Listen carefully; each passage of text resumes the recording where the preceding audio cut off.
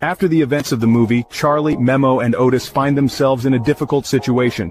They're in a prison cell, but they don't regret helping Bumblebee.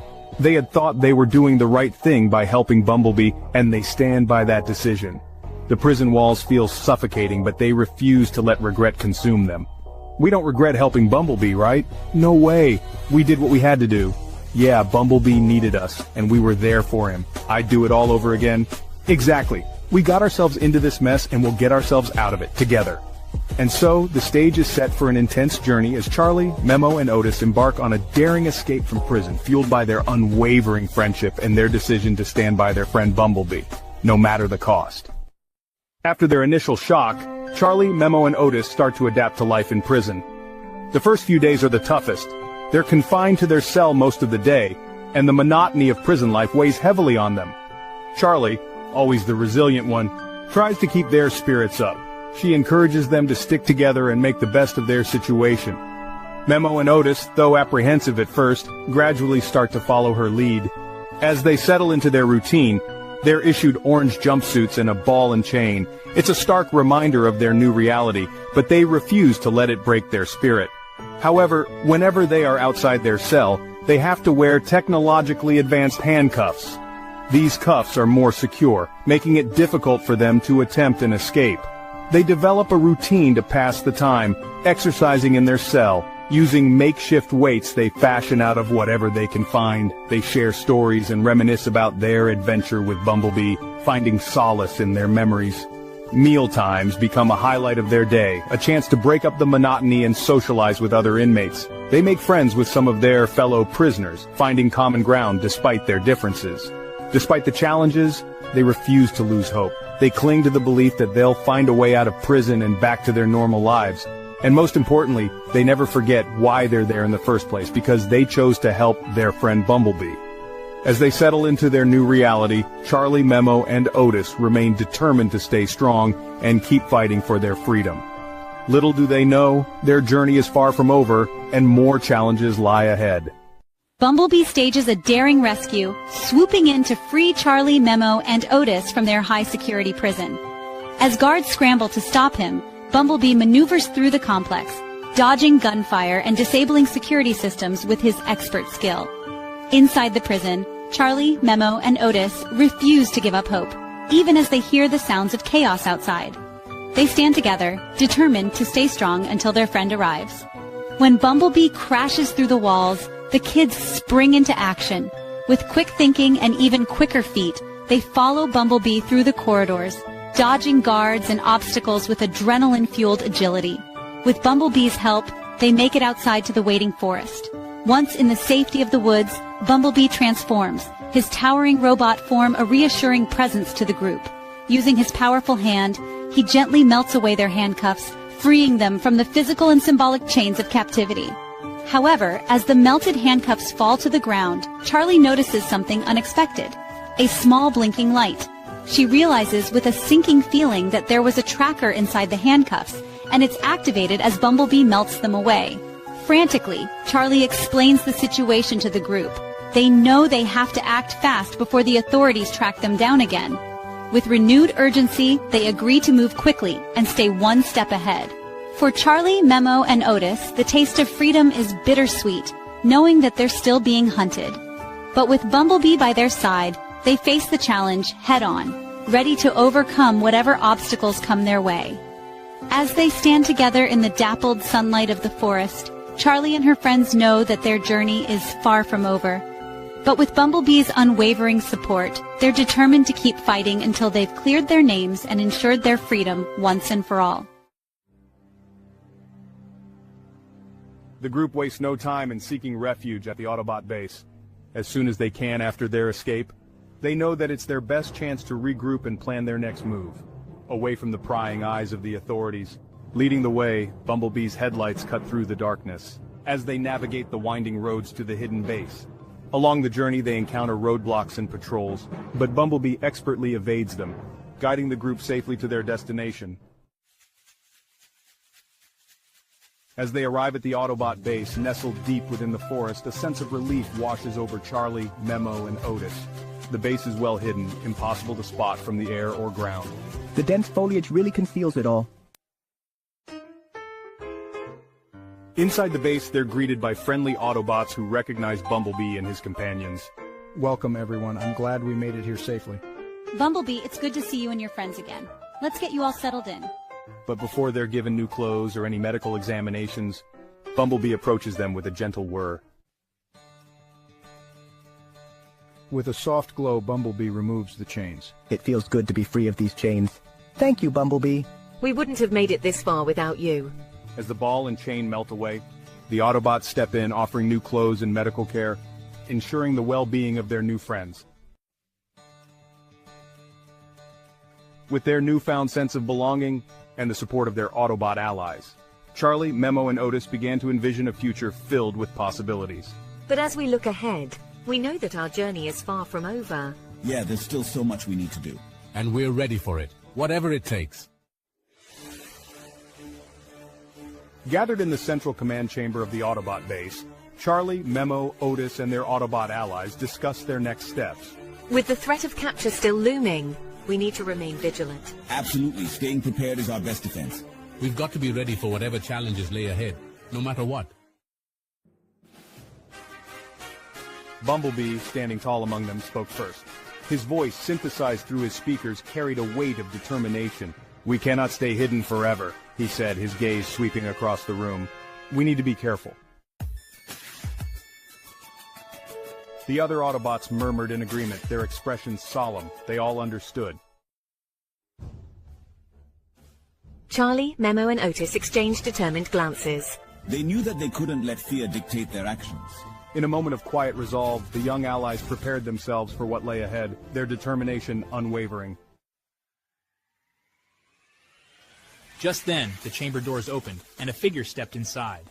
It was Spike Witwicky, a seasoned ally of the Autobots and a veteran of many battles. "Spike!" Bumblebee exclaimed, his optics brightening at the sight of his old friend. "It's good to see you." Spike nodded in greeting, his expression serious. "I heard about what happened," he said, his voice tinged with concern. "I'm here to help in any way I can." Charlie, Memo, and Otis looked at Spike with a mix of curiosity and admiration. They had heard stories of his bravery and heroism, and now they had the chance to fight alongside him. "We could use your expertise, Spike," Bumblebee said, gesturing to the human teenagers.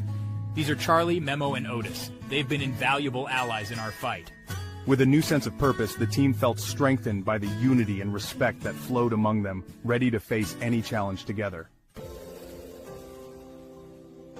Spike nodded in acknowledgement, studying the trio with keen eyes. "Nice to meet you," he said, extending a hand. "We're going to need all the help we can get." With Spike's arrival, the group felt a renewed sense of hope. They knew that with his experience and their determination, they stood a chance against any challenge that came their way. Together, they continued to formulate their plan, drawing on Spike's knowledge and insights into the Autobot cause. As they worked late into the night, Charlie, Memo, and Otis couldn't help but feel a sense of excitement. They were part of something bigger than themselves, fighting alongside heroes like Bumblebee and Spike to protect the world from threats. And as they finally retired to their quarters, they knew that tomorrow would bring new challenges, but they were ready to face them head-on, with their Autobot allies by their side. With the Autobots and their human allies beginning to find their footing, a shadow looms on the horizon. In the quiet moments within the Autobot base, whispers of a dark presence stir. We all feel it, don't we? This unease. Yeah, it's like the air itself is heavy with anticipation. And not the good kind of anticipation. It's like waiting for the other shoe to drop. The Decepticons are still out there, biding their time, waiting for the perfect moment to strike. One evening, as we gather in the common area of the base, the ground shakes beneath our feet. Alarms blare as a tremor runs through the base, rattling the walls and causing equipment to malfunction. My sensors flare to life as I scan the area, my optics narrowing in concern. "Something's happening," I say, my voice tense. "We need to find out what's causing this disturbance." On the main screen, a series of energy readings pulse ominously. indicating a massive power surge in a remote location on Earth's surface. Bumblebee's processor races as he analyzes the data, his sensors detecting a faint signature of Decepticon energy. "It's a signal," Bumblebee says, his voice low. "The Decepticons are on the move." As they gather their thoughts, a sense of determination settles over the group. They know that they can't afford to let fear paralyze them. Instead, they need to stay vigilant and be ready to face whatever challenges lie ahead. With a renewed sense of purpose, they set to work, fortifying the base's defenses and preparing for the inevitable clash with their enemies. And as they steel themselves for the battles to come, they know that the true test of their strength and courage is yet to come. With the Autobots and their human allies beginning to find their footing, a shadow looms on the horizon. In the quiet moments within the Autobot base, whispers of a dark presence stir. Do you guys feel that? There's something off today. Yeah, it's like the air itself is bristling. What do you think it is, Otis? It's hard to say for sure, but it definitely feels like trouble is brewing. Charlie, Memo, and Otis sense it, a feeling of unease that permeates the air. They know that the Decepticons, their ancient enemies, are still out there, biding their time, waiting for the perfect moment to strike. One evening, as the group gathers in the common area of the base, the ground shakes beneath their feet. Alarms blare as a tremor runs through the base, rattling the walls and causing equipment to malfunction.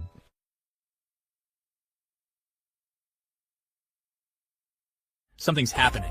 Bumblebee's sensors flare to life as he scans the area, his optics narrowing in concern. Charlie, Memo, and Otis exchange worried glances as they follow Bumblebee through the base, their footsteps echoing in the dimly lit corridors. As they reach the control room, they're met with a sight that sends chills down their spines. On the main screen, a series of energy readings pulse ominously, indicating a massive power surge in a remote location on Earth's surface. Bumblebee's sensors flared as he analyzed the data, and his optics widened in realization. "It's a space bridge," he announced, urgency in his voice. "The Decepticons are coming." Charlie, Memo, and Otis joined Bumblebee and the other Autobots in the control room, their faces tense with anticipation. "We need to investigate," Optimus Prime declared. "Prepare for immediate deployment." The team moved quickly, gathering their gear and rolling out to the coordinates of the energy readings. When they arrived, the air crackled with energy, the sky above them swirling with dark clouds as the space bridge formed. The ground trembled as the portal stabilized. Through it, the Autobots saw the first wave of Decepticons stepping through. Leading them was Starscream, his wings gleaming menacingly. "Autobots," he sneered, "your end is near." Optimus Prime stepped forward, his voice a commanding presence. "Autobots, defend this world. Do not let the Decepticons gain a foothold." A fierce battle erupted, the Autobots fighting valiantly to repel the invaders. Lasers streaked through the air and explosions rocked the ground. Despite their efforts, more Decepticons continued to emerge from the space bridge, the situation growing increasingly dire. Back at the Autobot base, Wheeljack and Ratchet worked feverishly on a new project, the Dinobots. "We need more firepower," Wheeljack said, welding together the final components. "Something that can turn the tide of this battle." Ratchet nodded, activating the systems. "Let's hope this works."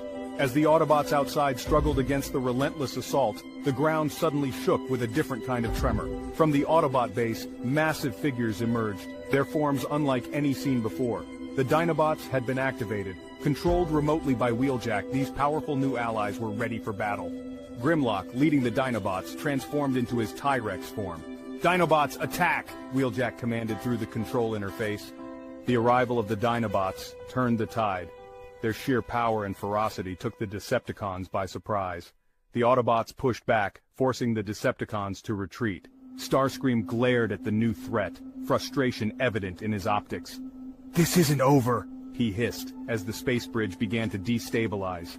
The portal shimmered and flickered before collapsing in on itself, closing and cutting off the Decepticons' reinforcement.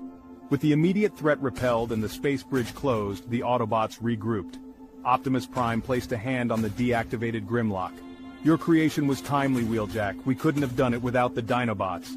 Wheeljack grunted, his expression determined. "Decepticons will learn to fear Dinobots." As they surveyed the battlefield, Bumblebee's sensors picked up residual energy from the space bridge. "We need to find a way to prevent this from happening again," he said. "Otherwise, they'll just keep coming." Charlie, Memo, and Otis nodded in agreement. They knew that while they had won this battle, the war was far from over. The Autobots began to strategize, knowing that the Decepticons' return was inevitable, and that they needed to be ready for whatever came next. Later that night, as the Autobots and their human allies regrouped at the base, Optimus Prime convened a meeting in the command center. The holographic display showed the location of the space bridge and the energy readings that had preceded its activation. "We need to understand how the Decepticons are managing to open these space bridges," Optimus said, his tone grave. "And we need to find a way to shut them down permanently." Wheeljack stepped forward, his eyes bright with determination. "I have an idea," he said. "We need to develop technology to detect and close space bridges before they fully open." Optimus nodded. "A sound plan. Let's begin our research and preparations immediately. Stay vigilant, everyone. The Decepticons will return, and we must be ready." As the night grew darker, the Autobots stood watch, ever vigilant against the threat of their enemies. And though the road ahead was uncertain, they knew that together they could face any challenge that came their way.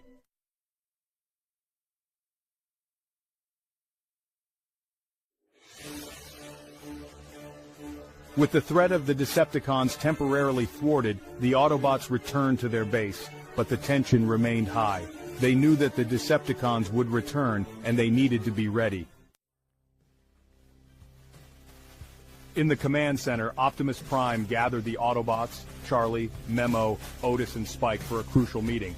The holographic display showed the status of the Dinobots and their limited functionality.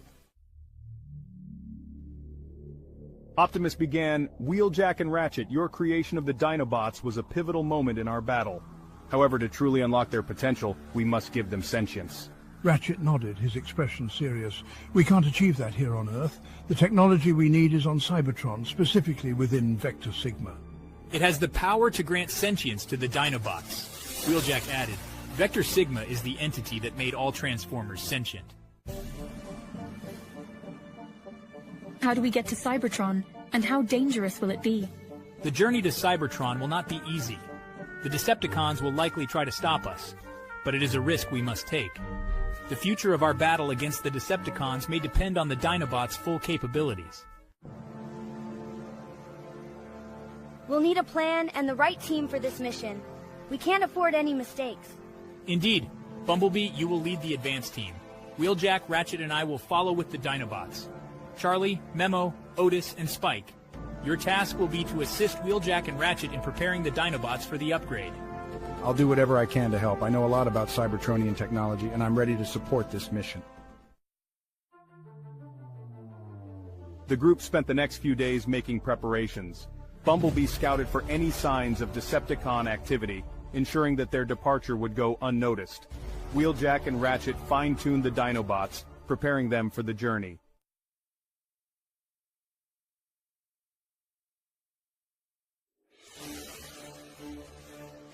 One evening, Bumblebee returned with crucial information.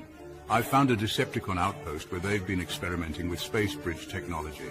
If we can access their data, we can build our own space bridge. The team moved quickly. Under the cover of darkness, Bumblebee, Spike, and Memo approached the Decepticon outpost.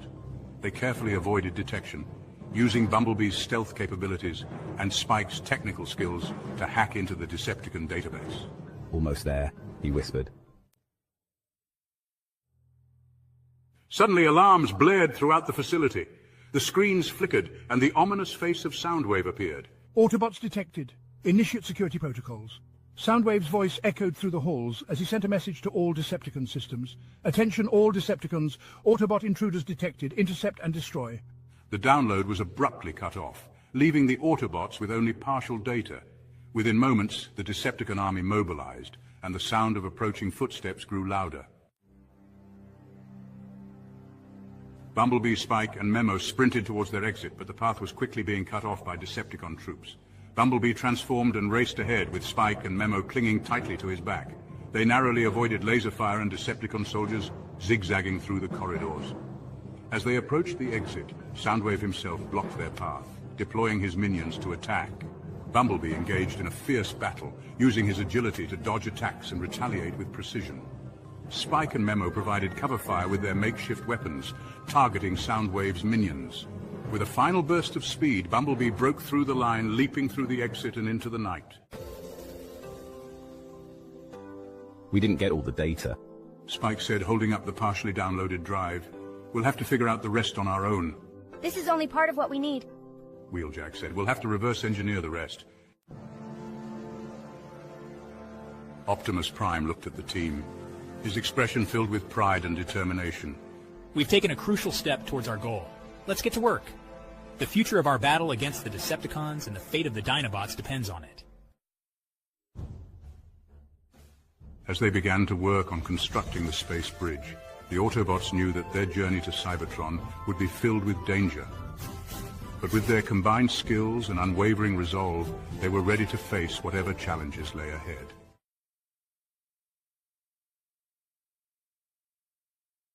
With the partial data they had retrieved from the Decepticon outpost, the Autobots worked tirelessly to construct their own space bridge. The tension in the air was palpable as everyone knew the importance of their mission. The future of the Dinobots and their battle against the Decepticons depended on their success. Finally, the moment arrived. The space bridge was ready. Optimus Prime gathered the team in the command center. "Our journey to Cybertron begins now. Remember, the Decepticons will be vigilant. We must be prepared for anything."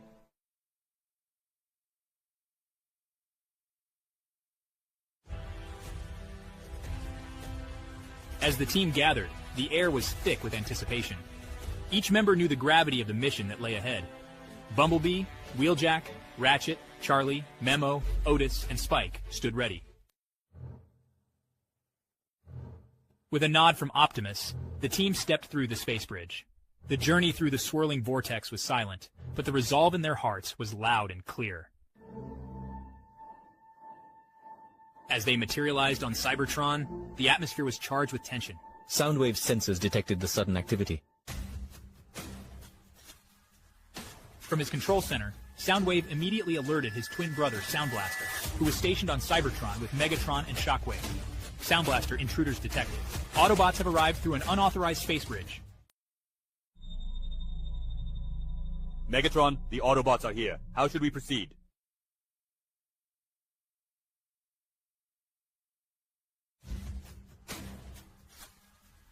As they fortified their position, the distant sound of Decepticon troops grew louder. The Autobots braced themselves for battle. Megatron's forces approached swiftly, their numbers overwhelming. The first wave of Decepticons attacked, but the Autobots fought back fiercely. Bumblebee and Wheeljack coordinated their defense, while Ratchet protected Charlie, Memo, Otis, and Spike. Just when it seemed like they might be overrun, Ultra Magnus and his team arrived, launching a surprise counterattack against the Decepticons. Ultra Magnus, it's good to see you. We've managed to create a backdoor into the Decepticon system. The tide of battle shifted as the Autobots from Cybertron joined forces with the new arrivals. Ultra Magnus explained, "We can disrupt their communications and movements temporarily, but we must act quickly." With Ultra Magnus' team providing cover, the main group pushed forward towards Vector Sigma. The battle raged on, but the Autobots were determined to reach their goal.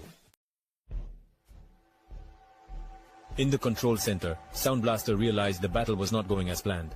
Megatron, the Autobots are gaining ground. Ultra Magnus' team is providing them with support. Then I will deal with them myself. Shockwave continued to disrupt their path. Narrator. Megatron's expression darkened.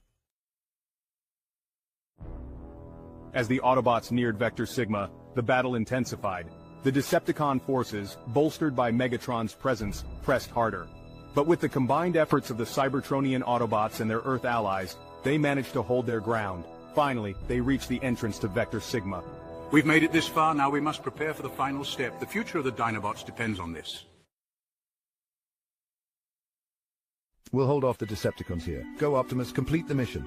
Optimus Prime, accompanied by Ratchet, Wheeljack, Charlie, Memo, Otis, and Spike, stood ready at the entrance of Vector Sigma, knowing that the next steps would determine the outcome of their mission and the fate of the Dinobots.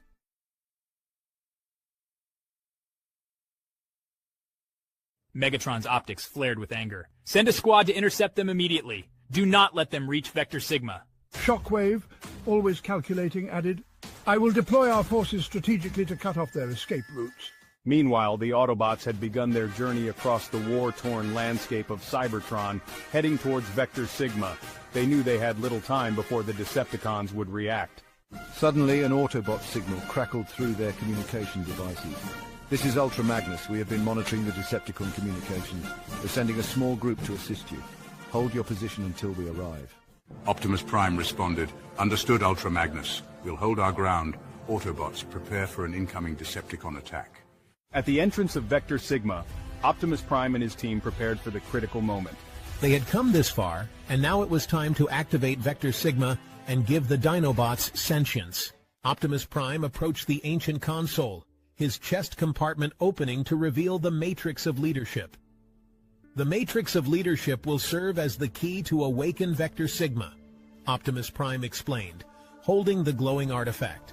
As Optimus inserted the Matrix into the console, a brilliant light enveloped the chamber. Vector Sigma began to hum with life, its ancient circuits reactivating.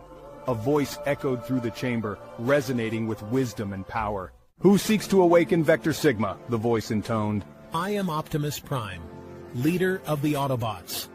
We seek to grant sentience to the Dinobots, our creations, so they may aid us in our battle against the Decepticons, Optimus declared.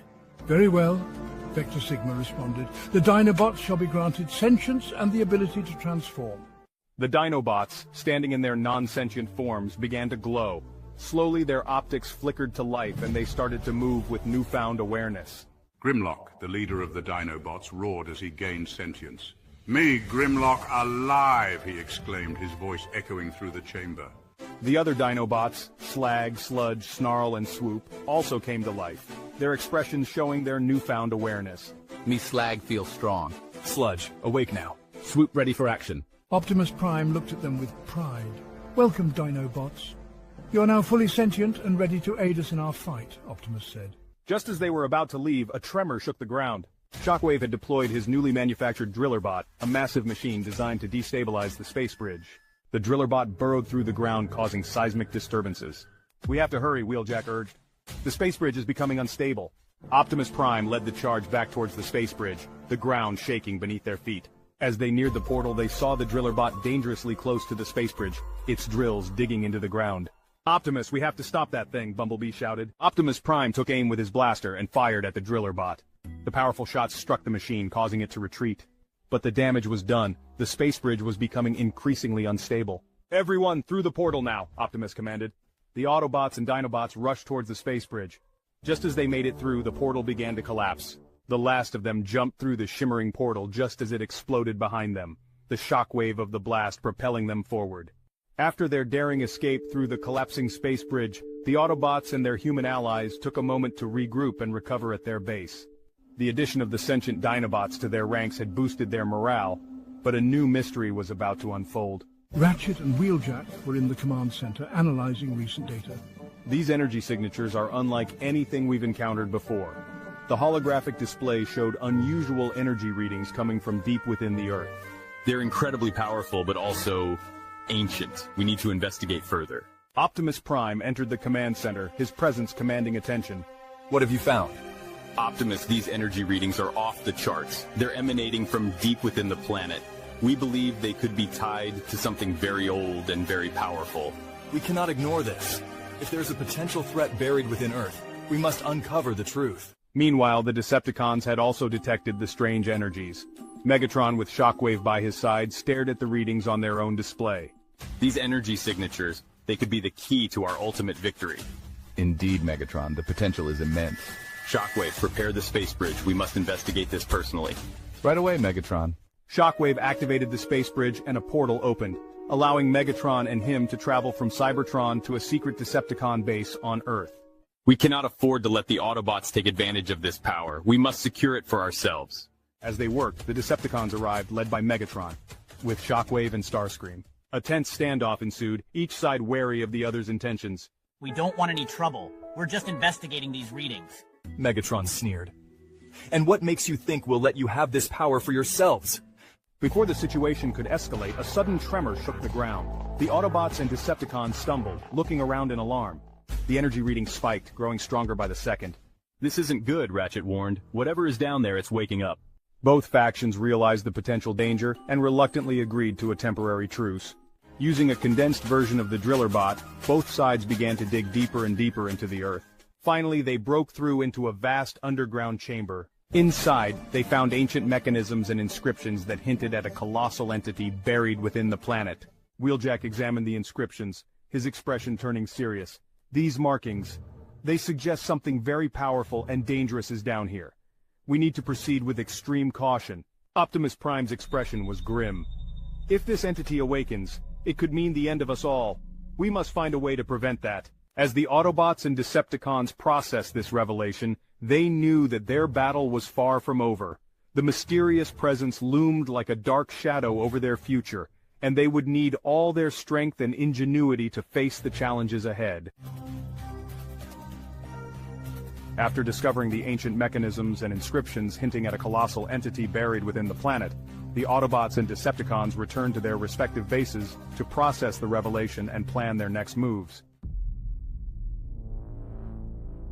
At the Autobots' base, Ratchet and Wheeljack analyzed the data they had gathered. Optimus Prime stood with Charlie, Memo, Otis, and Spike, discussing their findings. Optimus Prime stated, "We must tread carefully. This entity's power could either be our salvation or our doom. We need to learn more without awakening it." Charlie nodded. "How do we investigate further without risking everything?" Optimus Prime turned to Wheeljack. "Wheeljack, you and Ratchet work on developing sensors that can give us more information without disturbing the entity," Bumblebee added. "And we should keep an eye on the Decepticons. They'll be looking for ways to exploit this power." Meanwhile, at the Decepticons' base, tensions were rising. Megatron, Shockwave, and Starscream were deep in discussion about their next move. Megatron declared, "We need to ensure the Autobots don't gain an advantage with this power. Shockwave, prepare our forces for an excavation." Starscream, however, had other plans. He had always harbored ambitions of usurping Megatron, and now saw an opportunity. After the meeting, he secretly gathered a group of loyal Decepticons who shared his vision of breaking free from Megatron's rule. Starscream whispered to his followers, "We've followed Megatron's orders for too long. It's time for a change. With the power of this entity, we can overthrow Megatron and lead the Decepticons to true glory." The group nodded in agreement, their loyalty shifting from Megatron to Starscream. They began to make plans to seize control of the power for themselves, setting the stage for an internal conflict. Back at the Autobots' base, Wheeljack and Ratchet had made progress on their new sensors. They prepared a small team, including Bumblebee, to return to the excavation site for further investigation. As they arrived at the site, they were surprised to find it abandoned. The Decepticons had left, but signs of their excavation were still present. Bumblebee activated the sensors, and Wheeljack began scanning the area. "These readings are still off the charts," Wheeljack reported. "But we're getting more detailed information now." Ratchet pointed to the display. "It seems like there's a massive structure down there, possibly some kind of containment." Before they could investigate further, they received a distress signal from the Autobot base. Megatron had launched a surprise attack, hoping to distract them from their investigation. "Bumblebee, we need to get back to the base," Ratchet urged. "Megatron's attacking!" As they hurried back, the Autobots prepared for battle. The Decepticons' assault was fierce, but the Autobots managed to hold their ground. During the chaos, Starscream saw his chance. He and his loyalists stayed back, avoiding the main battle. Once the fighting had moved away from the base, Starscream led his faction to the excavation site. "Now is our time," Starscream declared. "With this power, we will overthrow Megatron and take control of the Decepticons." As Starscream's group began their own excavation, the Autobots and Megatron's forces continued to clash. Unbeknownst to them all, the disturbance was slowly awakening the entity beneath the Earth's surface.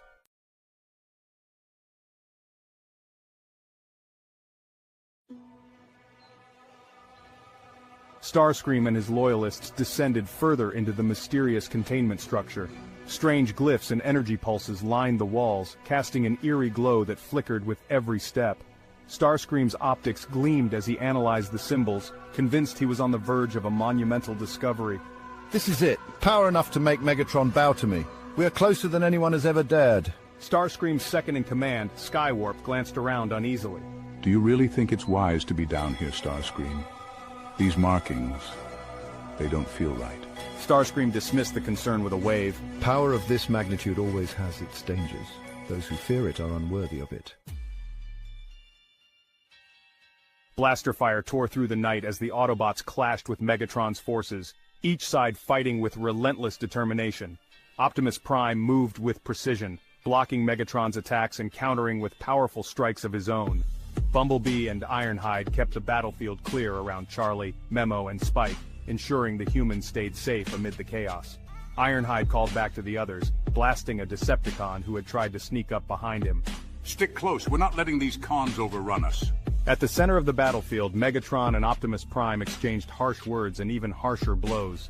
Prime, your resistance is meaningless. You cling to weakness when you could seize true power. You fight for power alone, Megatron. We fight for those who cannot fight for themselves. The Autobots rallied together, repelling the Decepticons in a final defensive surge. Realizing his forces were beginning to weaken, Megatron glared at Optimus with frustrated fury. Decepticons, fall back. This isn't over, Prime. As the Decepticons retreated, vanishing into the darkness, the Autobots regrouped. Charlie, Spike, and Memo emerged from their cover, joining Bumblebee and Ironhide as they assessed the aftermath of the battle. Optimus looked over his team, relief mixed with caution on his face. We may have won this battle, but our struggle is far from over. Something far more dangerous awaits.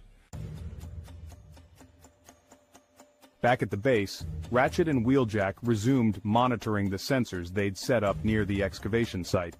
The screens showed unusual fluctuations in energy levels, likely triggered by disturbances in the containment structure. So far, however, the entity hadn't been fully disturbed. Wheeljack tapped one of the screens, adjusting the readings. The energy levels are rising slightly, but there's been no major shift. For now, at least, the entity remains dormant. Optimus stood beside him, studying the readings intently. Let's keep the sensors active, Wheeljack. Anything this old and powerful must be handled with caution. If something, or someone, pushes too far, we may have no choice but to act. Charlie stepped forward, her gaze focused on the screens with a worried expression. Do you think whatever's down there could wake up if someone does dig too deep? Optimus's voice softened. It's a risk we can't ignore, but we'll remain vigilant. If anything changes, we'll be ready. Nearby, Ratchet shook his head, glancing at the team. For now, let's just hope caution wins out. Meanwhile, back at the Decepticon base, Starscream gathered his loyalists in a dimly lit corner, keeping his plans hidden from Megatron's watchful optics. He recounted his findings from the excavation to Thundercracker and Skywarp, his excitement barely contained. Imagine, comrades, a force so great it could rival even the Primes. This is our key to breaking free from Megatron once and for all. Thundercracker raised a skeptical brow. If that entity's so powerful, isn't it possible it's more than we can handle? Fools think that way, Thundercracker. With the right approach, we'll wield this power ourselves. And with it, I will lead the Decepticons to a new era. One where Megatron's rule is finally overthrown. Skywarp nodded, though a hint of unease lingered in his optics. Just say the word, Starscream. We're ready. Back at the Autobot base, Optimus, Ratchet, and Wheeljack continued their watch over the excavation site's energy readings. The monitors flickered with faint energy pulses coming from the structure, indicating movement nearby, but no significant changes. Whatever's causing these spikes, it hasn't gone too far yet, but we're close to something big. Optimus laid a steady hand on Ratchet's shoulder. We will remain vigilant. For now, we wait and we watch. The Autobots settled in for a long night of monitoring, knowing that something dangerous was on the horizon, though its true nature remained hidden in the shadows.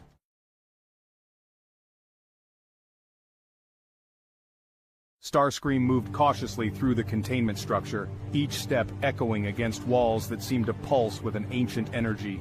He couldn't shake the unsettling feeling of being watched, even as he felt himself drawn deeper into the labyrinth. A low, rumbling voice echoed through his mind as if it were woven into the very air around him. "Starscream!" the voice thundered, deep and foreboding. "You seek power beyond your comprehension, and I shall grant it to you." Starscream's optics narrowed, a flash of excitement tempered by suspicion. Who are you?" he demanded, though his tone was filled with reverence. He already sensed he was in the presence of something monumental, something beyond his understanding. "I am the end and the beginning, the eternal force that brings all to their knees," the voice intoned, filling Starscream's spark with a mixture of awe and terror. The path opened into a vast chamber, larger than any structure Starscream had ever encountered, its ceiling swallowed by shadow. Dark, swirling energy coiled around him, tugging at his circuits, urging him forward. He moved with a mix of compulsion and hesitation, his optics wide with wonder. In the center of the room, embedded in the very metal that composed the structure, was a massive head. Its eyes closed, the face ancient and still. Starscream could feel the power radiating from it as if he stood before a being as old as Cybertron itself. The voice continued, whispering through his mind. In exchange for your loyalty, I will give you the power to reshape worlds, to bend life to your will. You seek to rule, I can give you more. Starscream's optics brightened with excitement as he trembled, his ambitions soaring. This was the answer, a chance to rise above Megatron and claim a power no other Decepticon could rival. He stepped forward, gazing up at the ancient face. Power to rule, he repeated, a greedy glint in his optics. Yes, I want it. Make me more than any Decepticon, make me unstoppable. A surge of dark energy shot through the room, wrapping around him, sinking into his circuits. Starscream felt his systems evolving, adapting to the raw, limitless power flooding his spark. The upgrade was both painful and exhilarating, his processors recalibrating to handle the intensity of this newfound strength. In his mind, the voice grew louder, more commanding. You will be my vessel, my instrument. Through you, I shall rise. Together, we will bring about the end of all who dare oppose us. Starscream staggered, adjusting to the immense strength now flowing within him. He felt different, reborn, though his appearance remained the same. His very systems hummed with newfound energy, bound to this ancient force in a way he hadn't anticipated. He lifted his gaze to the massive face before him, feeling an overwhelming awe. I am ready, he murmured, his voice trembling with exhilaration. The eyes of the ancient face flickered, slowly opening to reveal a searing, blazing light that filled the chamber with an intense energy. Starscream's optics widened, his voice faltering under the overwhelming gaze. Finally, he whispered, barely able to contain his excitement. He reached out, his fingers trembling as he stared up at the powerful entity before him. You are... But before he could complete his thought, the ancient eyes flared even brighter, filling the room with a pulsating energy that silenced him. Starscream's circuits froze under the immense weight of the presence, its power searing into him, marking him as its chosen one. The chamber fell silent, and Starscream stood alone, his benefactor's name unspoken yet indelibly etched into his spark. He was forever changed, upgraded with a power that would shape the fate of Autobots and Decepticons alike. And with that, Starscream left the chamber, carrying with him the unnameable power that would forever alter the course of the war. As Starscream re-entered the Decepticon base, he could feel Megatron's piercing gaze on him. Megatron stood tall, his optics narrowed with suspicion. Something about Starscream's presence seemed different, and he wasn't about to let it go unnoticed. Starscream, Megatron's voice echoed coldly. Where have you been? Starscream stammered, searching for words. He knew Megatron's temper all too well. Explaining his mysterious absence wasn't going to go over smoothly. He had returned from an encounter with a power he barely understood, and he couldn't risk giving Megatron any hint of it. His silence only seemed to confirm Megatron's suspicions. Not talking, are we? Megatron growled, his optics narrowing. Then I'll find out what I need from your little entourage. I'll personally interrogate each Decepticon that came back with you. If there's any treachery, I'll tear it out of them myself. The words sent a wave of panic through Starscream. Desperation built up within him, and he felt the strange power surge in response. His systems seemed to react on their own, and before he knew it, he'd released a sudden wave of energy that struck Megatron directly. Megatron froze mid-sentence, his optics dimming as he fell silent, standing motionless before Starscream. For a fleeting moment, Starscream felt a mix of terror and exhilaration. He hadn't meant for this to happen, but here was Megatron, utterly silent, as if he'd been deactivated. A minute later, Megatron's systems rebooted. His optics flickered back on, his expression confused as he glanced around, momentarily disoriented. What was I saying? He muttered, unable to recall the conversation or why he was even looking at Starscream. Starscream, keeping his composure, simply nodded. Nothing, my lord, Starscream replied smoothly, hiding his relief behind a thin smile. Megatron, irritated but uncertain why, dismissed Starscream and turned away. Starscream remained still until Megatron was out of sight, a sly smile forming as he felt the full weight of his new power. He had found a way to silence Megatron, if only for a moment, and the potential of it thrilled him. For the first time, Starscream felt truly dangerous, and he was only beginning to understand the full scope of his newfound abilities. In the Decepticon base, Starscream paced the metallic floors, his mind racing.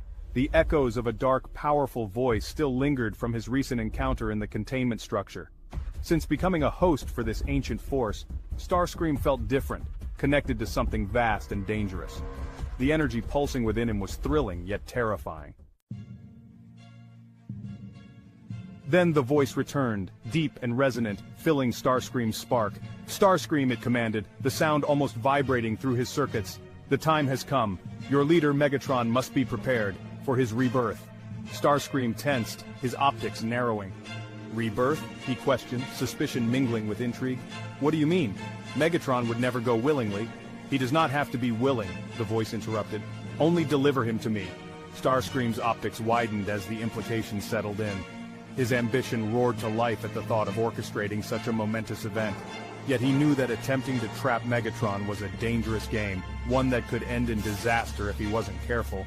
But with this power guiding him, he felt a surge of confidence. "Tell me how," Starscream replied within his mind, hesitant but committed. "How am I supposed to get him to you?" The answer came swiftly, chilling in its simplicity. "You are my host, Starscream. Use your newfound abilities. Lead him to where he must be." Taking a steadying breath, Starscream set off through the corridors, the plan forming in his mind.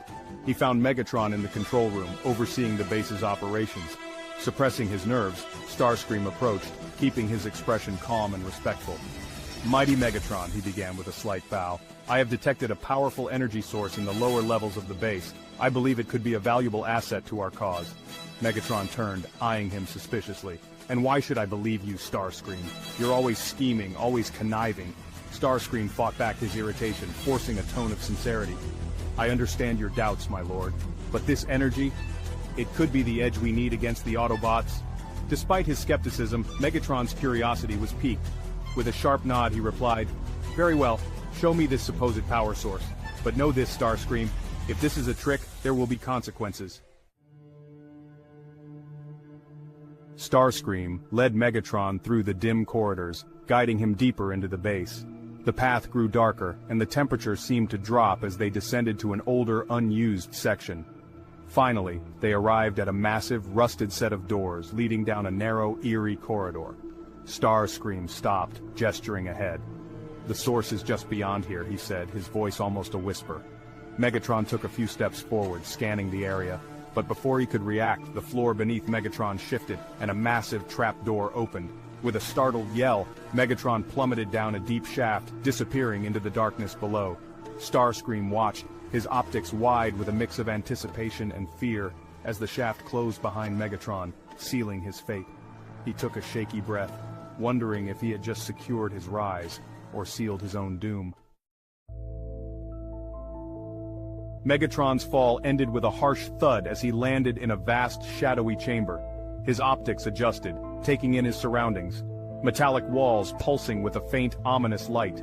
The air felt heavy, almost alive, filled with an overwhelming presence that seemed to press down on him. A deep, resonant voice echoed through the chamber, filling Megatron's mind. "Megatron!" it boomed, sending a chill through his circuits. "You seek power beyond imagination, and I can grant it." Megatron growled, attempting to rise, but an unseen force held him in place. "Who are you?" he demanded, though there was an edge of fear in his voice. "I am the beginning and the end," the voice replied, filled with an ancient, relentless strength. "I am here to offer you a rebirth." Before Megatron could respond, waves of dark energy surged from the walls, swirling around him, sinking into his circuits, flooding his spark. He struggled, but the power was too intense, overwhelming his systems. His body twisted and reshaped, his very essence bending under the influence of this ancient force. The transformation was both agonizing and exhilarating.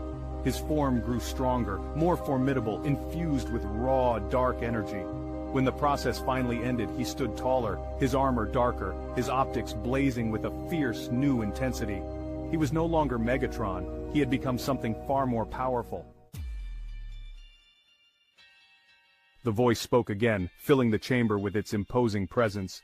"You are Galvatron, my chosen leader. Serve me, and all shall fall before us." Galvatron flexed his hands, feeling the immense strength surging through him. He raised his head, his optics glowing with renewed determination. "And the Decepticons?" he asked, his voice deeper, altered by the transformation. "They are yours to command," Unicron intoned. "But remember, your loyalty is to me alone. Together, we shall bring about the end of all who oppose us." Galvatron's optics narrowed in understanding. "And Starscream?" Unicron's voice echoed with certainty. "Starscream is a necessary piece of my plan, a vessel through which I extend my power. His ambition has brought him to me, and through him, I shall accomplish what no force in this universe can withstand." Galvatron nodded, his voice filled with dark resolve. "Very well, I shall lead in your name." Unicron's laughter resonated throughout the chamber, filling Galvatron's spark with an unsettling sense of purpose. "Then go, Galvatron. Prepare the universe for my coming. Soon, all will fall before us." As the chamber dimmed, Galvatron stood tall, aware that his destiny, and that of the Decepticons, had been forever altered. And with Starscream as part of Unicron's grand plan, a shadow now loomed over both Autobots and Decepticons alike. Galvatron, newly forged and filled with dark power, arrived back at the Decepticon base. His entrance sent a wave of shock through the ranks, as the Decepticons looked on, sensing both familiarity and a powerful difference in the figure before them. This was no longer Megatron, their former leader. Thundercracker stepped forward, his optics narrow with suspicion. "Megatron, is that you? What happened?" Galvatron's intense gaze burned. His voice dark and commanding. "Megatron no longer exists. I am Galvatron, reborn by the will of Unicron, and you will submit to me, or be destroyed." Unicron's voice pulsed through Galvatron's spark, echoing with authority. "They will fall in line or fall completely. But remember, Galvatron, Starscream is not to be harmed. He has his role, just as you have yours." At the same time, Unicron's voice filled Starscream's mind, reinforcing his command. "You will watch. Do not interfere with Galvatron. Let him take control." With the weight of Unicron's instructions pressing on both of them, Galvatron advanced toward the Decepticons, an unstoppable force. The Decepticons, unwilling to surrender without understanding this change, lunged forward to challenge him. Galvatron met each of them head-on, his strength undeniable. One by one, he fought them into submission, asserting his dominance with brutal efficiency. His fists and weapons left no doubt that he was now the ultimate leader. His power a testament to his connection with Unicron. Starscream held back, watching in silence. Though his circuits buzzed with tension, he obeyed Unicron's command and did not interfere. When the struggle ended, Galvatron stood alone among the fallen Decepticons, victorious. The warriors around him, battered and defeated, knelt before him, acknowledging him as their leader. Galvatron looked over the subdued warriors, a fierce satisfaction blazing in his optics. Unicron's plan was falling into place, and with the Decepticons under his control, the universe would soon bow before them. In the shadows of the Decepticon base, an Autobot spy moved cautiously. The Autobot spy moved with deliberate caution, their injuries still fresh from Galvatron's violent rise to power. Although battered, they had managed to avoid detection so far. Using a concealed terminal tucked away in a forgotten corner of the base, they began their critical task. The screen flickered as they uploaded a file containing footage of Galvatron's violent takeover of the Decepticon leadership. Their optics darted around nervously as they prepared a second message for Optimus Prime. The Decepticons are not what they were. Galvatron has risen, and his allegiance to this Unicron makes them more dangerous than ever. But I remain active. You must be ready, Optimus. The message sent, the spy breathed a sigh of relief, but their moment of calm was short-lived. Soundwave sat at his console, his glowing faceplate reflecting the streams of data scrolling before him. Suddenly, a new alert flashed across his display. It showed a live feed of the spy's terminal activity, capturing the moment they transmitted the files to the Autobots. Alert: unauthorized communication detected. Downloading evidence. With precise efficiency, Soundwave completed the download, the video now stored securely within his systems. Rising from his station, he turned and strode toward the command chamber to deliver the news personally. Galvatron stood amidst the imposing room reviewing operational plans when Soundwave entered silently. The Decepticon leader turned, his optics narrowing at the unexpected interruption. "What is it, Soundwave?" Soundwave spoke, his monotone voice reverberating with eerie calm. "There is a traitor in our ranks." Galvatron's optics flared with anger. "A traitor? Explain yourself!" Without further words, Soundwave's faceplate flickered to life. The video feed of the spy's betrayal played out across its surface, projecting the damning footage directly from his own systems. The recording clearly showed the Autobot spy transmitting files and speaking quietly into the terminal. Every detail of their actions was laid bare. Autobot infiltration confirmed. Spy activity detected and reported. Galvatron's optics burned with fury as he processed the evidence. So there is a traitor among us. Summon the Decepticons, bring the spy to me. It's time for an example to be made. The spy, shackled and flanked by Decepticon guards, was dragged into the Grand Assembly Hall. Hundreds of Decepticons lined the towering seats of the chamber, their optics gleaming with curiosity and malice. At the center of the floor stood Galvatron, exuding raw power and menace. Beside him stood Soundwave, silent and imposing. The guards threw the spy to the ground and they scrambled to their spots in the crowd. "You thought you could betray us and live, fool? Your treachery ends now under my rule." The spy stammered, their words trembling. Please, Lord Galvatron, Silence! Galvatron barked, his tone leaving no room for argument. He gestured to Soundwave. "Show them the proof." Soundwave's faceplate lit up once more, playing the video feed of the spy's communication. Gasps and murmurs rippled through the crowd as the recording confirmed their betrayal. The spy's pleas grew desperate. "I was only trying to ensure the Decepticons' safety. The Autobots..." "Lies." Galvatron's voice cut through like a blade. He transformed smoothly into his cannon form, the weapon charging with dark energy. Galvatron aimed his cannon directly at the trembling spy. "Betrayal only has one price, your life." With a blinding flash, the spy was obliterated. Galvatron reverted to his robot form, turning to address the gathered Decepticons. "Let this serve as a warning. Loyalty to me and to Unicron is absolute. Betray me and you will suffer the same fate." The Decepticons erupted in a mix of cheers and chants, their fear of Galvatron solidifying his hold over them. The quiet hum of machinery filled the Autobot command room as Optimus Prime leaned over the console, the spy's transmission playing once more. The faint, crackling voice of the spy echoed in the chamber. "Galvatron has risen, and his allegiance to this Unicron makes them more dangerous than ever, but I remain active. You must be ready, Optimus." Prime's optics dimmed slightly as the video ended, displaying the last frame of the spy hunched over a terminal, their injuries evident. "We need to find out what this Unicron is." Wheeljack, standing nearby, stepped forward. "Optimus, I've been working on a way to retrieve that data. We could implant a virus into a decoy Autobot, a fake operative. It'll infiltrate the Decepticon systems, grab the info we need, and once the mission's complete, it'll self-destruct."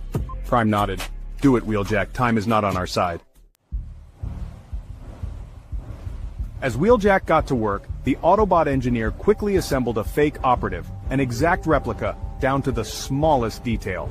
Once complete, Wheeljack activated the bot, which came to life, its systems running in sync with the virus implanted deep inside. The virus is ready, it's loaded into the decoy systems. Optimus Prime's gaze remained focused on the fake Autobot. "We'll need to stay alert. There's no telling how quickly the Decepticons will react." The fake Autobot was delivered to the Decepticon front door. Soon, Soundwave's security systems picked up the intruder and patched it through to Galvatron. As soon as the transmission reached Galvatron, he ordered the Decepticon guards to engage and eliminate the bot. "Eliminate the intruder immediately." But the fake Autobot had already completed its initial task. The virus inside it had already started its true mission. As one of the Decepticon guards fired on the fake Autobot, it fell. But this wasn't the end. It was only the beginning. The virus quickly activated and left the fake Autobot, jumping into the Decepticon guard system, taking control of the Decepticons' internal functions. The guard, now infected, continued to move with a new mission. The virus, now controlling the Decepticon, worked silently to gather the intelligence it had been sent for. Once all the information was gathered, the virus guided the infected Decepticon to the spy's terminal. The data was transferred successfully, and as soon as the transfer was complete, the virus activated the self-destruct sequence within the Decepticon guard system. In a flash, the Decepticon exploded, taking the data with it. The virus, having completed its mission, vanished with the guard, destroying itself as the final part of its plan. The data was successfully transferred and Optimus Prime reviewed it carefully. He saw details of Galvatron's growing power, and for the first time, the full extent of Unicron's influence was revealed. But there was no sign of the spy. The last data packet confirmed their death. Optimus clenched his fists in determination. We will not let this sacrifice be in vain. Unicron must be stopped. The events of recent weeks, the Decepticon hunter, the traces of Dark Energon, and the relentless attacks played out in my mind. Slowly the puzzle pieces began to form a terrifying image. Optimus Prime stood in the command center of the Autobots' new base, deep in thought. Gathering the team, Optimus included their human allies, Charlie, Memo, Otis, and Spike. The humans watched with curiosity and concern, their presence a reminder of the stakes in this fight. Autobots, I believe I now understand the purpose behind the Decepticons' recent actions. The Hunter's strength, their ability to harness Dark Energon, it all points to one terrifying conclusion. They are not merely building weapons, they are serving Unicron, the ancient malevolent Cybertronian god of chaos. The room fell silent as the gravity of the revelation hit everyone. Who's Unicron? Unicron is an ancient Cybertronian god of destruction. He consumes worlds, leaving nothing but chaos in his wake. Legends say his presence warps reality itself. Otis looked visibly shaken, while Memo tried to absorb the magnitude of the revelation. Spike clenched his fists, his determination undeterred. The Decepticons are not merely using Dark Energon for power, they are harnessing it as a means to further Unicron's influence. We must act swiftly to uncover their plans and stop them. The focus then shifted to Wheeljack, who was in his workshop surrounded by scattered tools and half-finished projects. Under Prime's orders, he was constructing a reconnaissance bot capable of locating Unicron's presence. The design was sleek and aerodynamic, resembling a bird. Its form reflected both agility and strength, with intricate details that suggested advanced scanning and stealth capabilities. After hours of work, Wheeljack stepped back and admired his creation. "I think I've outdone myself this time," he muttered, activating the bot. Its optics glowed as it came to life, its wings flexing as though it were ready to take flight. This one's Eraser. Eraser spread its wings and emitted a soft hum as it powered up, equipped with an upgraded virus similar to the one Wheeljack had developed in the past. "Now go find us Unicron's location," he instructed, launching Eraser into the skies. Eraser takes flight, soaring into the sky. Meanwhile, the focus returned to the mysterious Cybertronian head unearthed in the previous chapter. Wheeljack and the rest of the Autobots gathered around as Wheeljack examined it closely. "This wiring, it's Cybertronian," he announced, excitement creeping into his voice. He carefully restored some of the damaged connections, his tools humming softly as he worked. "Not sure yet, but there's only one way to find out." On a hunch, he carefully connected an energon supply to the head. As the power flowed in, a low hum began to resonate through the chamber. Suddenly, the optics of the head flickered to life, glowing faintly as ancient systems roared back to life. The Autobots stepped back, their optics wide with a mix of awe and apprehension. The chapter ended with the faint sound of a voice emanating from the head, speaking in a language none of them had heard in eons. The faint voice resonating from the ancient Cybertronian head filled the room, its tone deep and weathered.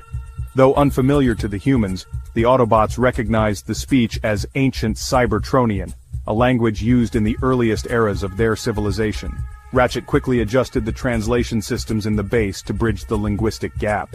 As the ancient Titan began to adapt, its voice shifted to a form of Cybertronian that all could understand. "I am Metroplex," the Titan announced, his tone carrying a weight of wisdom and sorrow. The Autobots exchanged stunned glances, realizing they were standing in the presence of a being of incredible power and history. Optimus Prime stepped forward, his optics focused. "Metroplex, what brought you to Earth?" The Titan's optics dimmed briefly, as if dredging up ancient memories. "Long ago, in the time of the war against the Quintessence, I served as a protector of life and a shield for my kind. But in the final battles, our enemies unleashed a weapon of unimaginable power. Its destructive force cast me into the void of deep space, far from my people and my purpose." The room was silent as Metroplex continued. "The punishment did not end there. While adrift, I was attacked by an Energon space worm, a creature of great hunger and relentless ferocity. The battle drained the last reserves of my energy, but I succeeded in slaying the beast. With my strength exhausted, I fell into stasis, my body crashing onto this world. For millions of years I remained buried, forgotten by both Cybertronians and the humans who came after." The weight of Metroplex's story hung heavy in the air. Optimus Prime, ever the leader, stepped forward again. Your return is no coincidence. The threat of Unicron looms over this world and our kind. We will need your strength and wisdom for what lies ahead. Metroplex's optics flickered, but his power reserves were visibly dwindling. Just as Optimus was about to ask his next question, Metroplex's voice grew faint. My strength wanes, energon depleted, I must rest once more. With that, Metroplex's systems powered down, his optics fading into darkness. The chamber was silent, save for the soft hum of dormant machinery. The Autobots stood in quiet contemplation. Though Metroplex's awakening was brief, it had ignited new hope and uncovered a vital piece of Cybertronian history. Optimus Prime turned to his team. We must find a way to restore him. Metroplex may be the key to our survival. As the team left the chamber, the dormant form of Metroplex remained, a slumbering giant holding secrets from an era long past. The Autobots worked tirelessly under the shadow of Metroplex's massive form. To revive the ancient Titan, they improvised with solar panels, scavenged components, and old science, blueprints stolen from Shockwave during his time as a neutral party. The stolen method allowed them to convert raw solar energy into energon cubes, albeit through an outdated process that stored far less energy than modern methods. It's crude, but it'll have to do, Wheeljack muttered, wiping his brow as he adjusted the makeshift system. The energon trickled into Metroplex's dormant frame, his dim optics flickering faintly to life. I awakened. Barely. Energy. Insufficient. Metroplex, conserve your strength. We will restore you fully. Can you transform?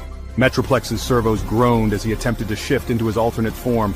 Metal plates ground together and a low warning hum echoed from his core. Transformation core. Damaged. Repairs. Required. Yeah, the transformation core's in rough shape, but it's nothing I can't fix. Do what you must, Wheeljack. Metroplex's full strength may be critical in the battles ahead. Meanwhile, within the Decepticon base, Galvatron oversaw the final stages of their technological overhaul. Dark energon pulsed through the upgraded systems, powering their servers and weaponry. The glow of the corrupted energy illuminated the room, casting eerie shadows across the Decepticons' faces. All systems upgraded with Dark Energon are online, Lord Galvatron, and the servers? Fully operational. All data has been transferred to the new infrastructure as Unicron commanded. The Hunter's tracking capabilities have been impacted, but it still functions adequately.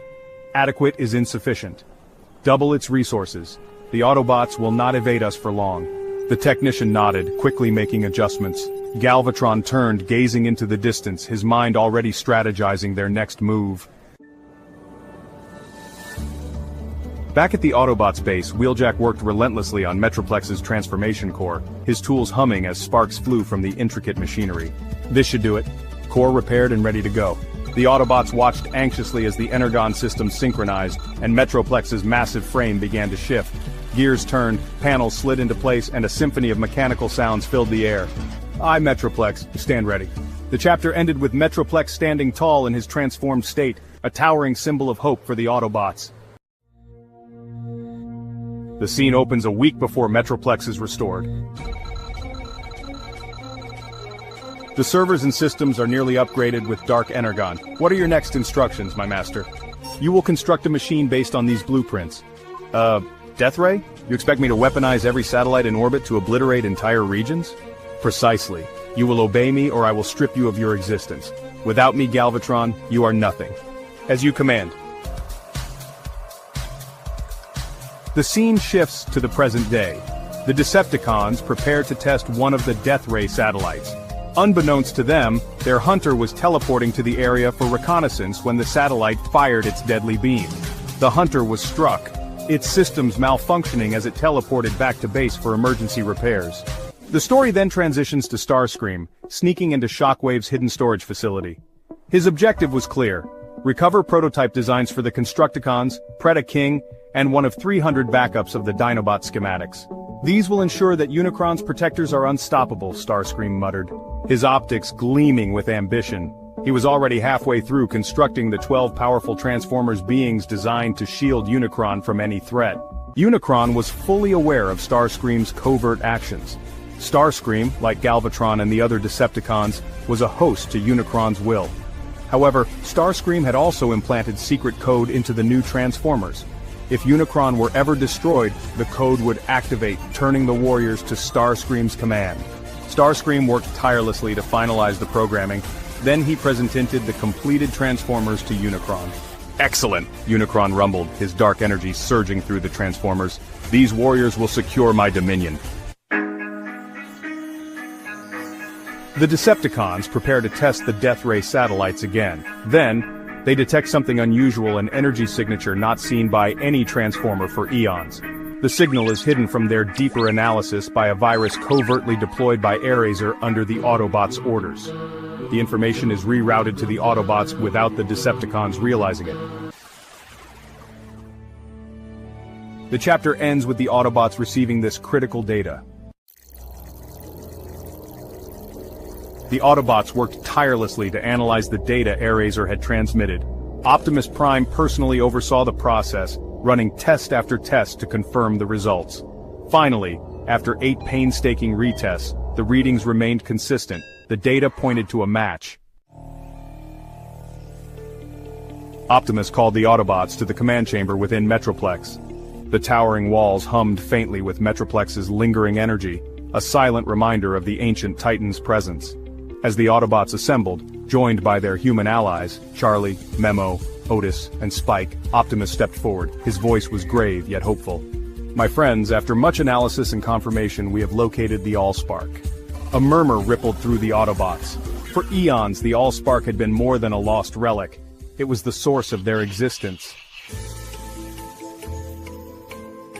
The Allspark is the core of our creation. It forged the Transformers, bringing our kind into being. But there's more. While the Allspark created us, Vector Sigma granted us life, our sparks, our souls. Charlie and the others listened intently, their expressions a mix of awe and concern. Optimus let the weight of Bumblebee's explanation settle before continuing. The Allspark has been hidden for millennia. If the Decepticons were to claim it, they could use it to corrupt Cybertron's future, or worse, Earth's. We must retrieve it before they do. The Autobots nodded in unison, determination glowing in their optics. With their preparations complete, Ratchet calibrated the ground bridge. The swirling vortex of energy illuminated the chamber as Optimus gave the order. Autobots roll out. The chapter ends as the Autobots step into the ground bridge, their silhouettes fading into the light. The Death Ray satellites are complete, my master. Very good, Galvatron. If I may, my master, what is your ultimate plan? My plan, foolish one, is beyond your comprehension. But since you ask, it is simple. Let the Decepticons eliminate the Autobots. Once that threat is gone, the Death Ray satellites will carve me free from Earth, releasing my true form.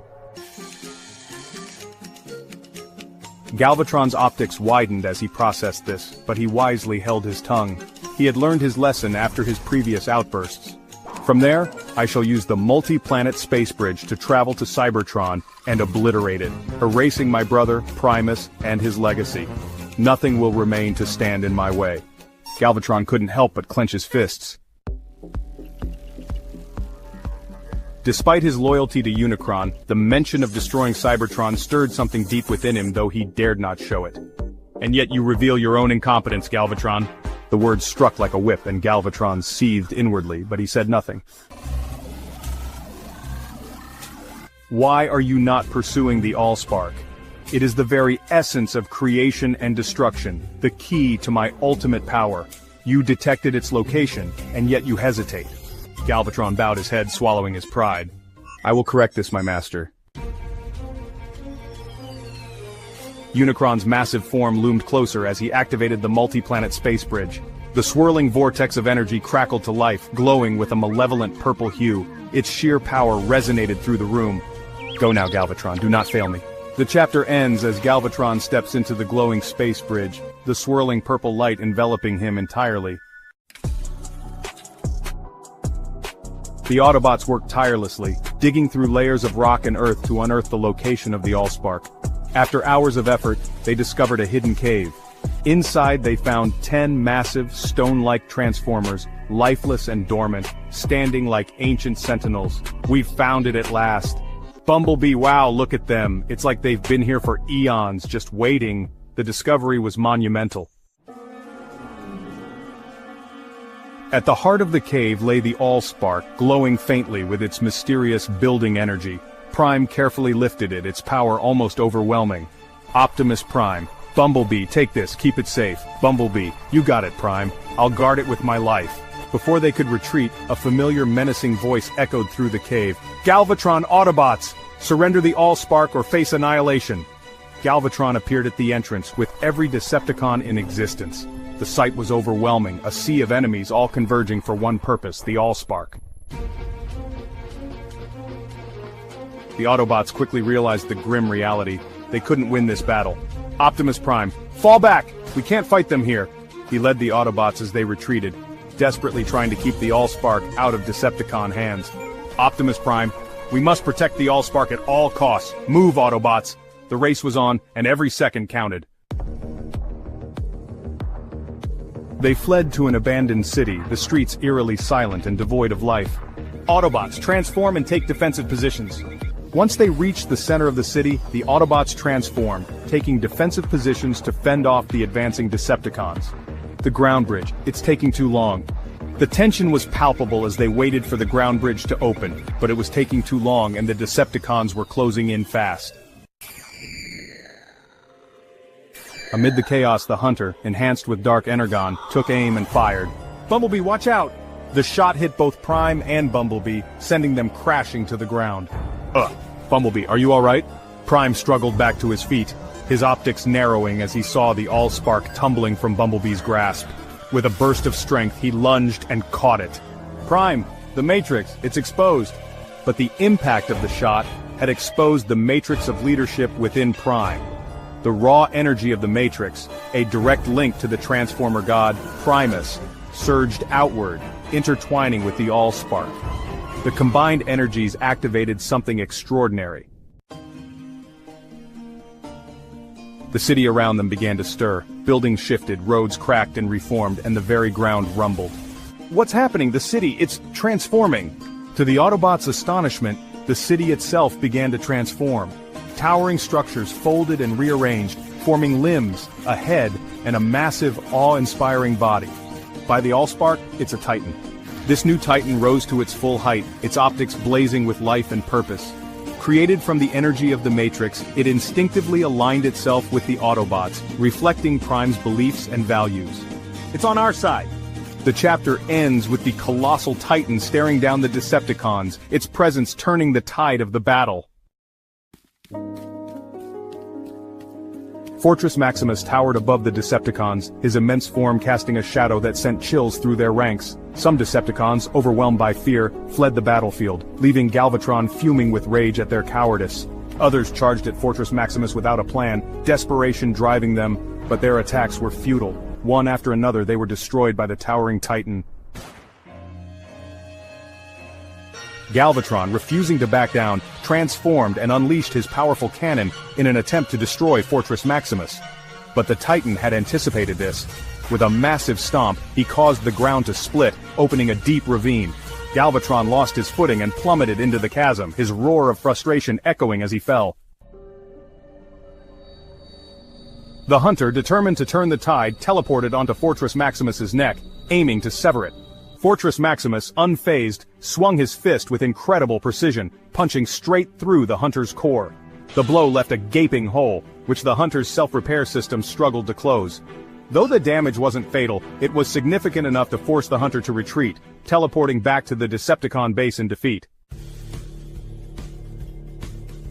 With the Allspark secured and their new ally standing strong, the Autobots regrouped and returned to Metroplex, a sense of victory and hope accompanying them.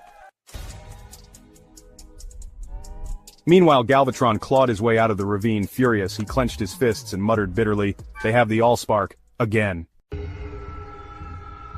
Master, the Autobots have taken the Allspark. They have also awakened a Titan, a newborn one. It defeated us and forced us to retreat. Under normal circumstances, I would punish you severely for such a failure. The Allspark in their hands is a grave loss. But fighting a Titan, even a newborn one, is not an easy feat. I am the one who eradicated the Titans from existence. They fell to a virus of my design, one that destroys them utterly if it spreads, and I can unleash it again if the need arises.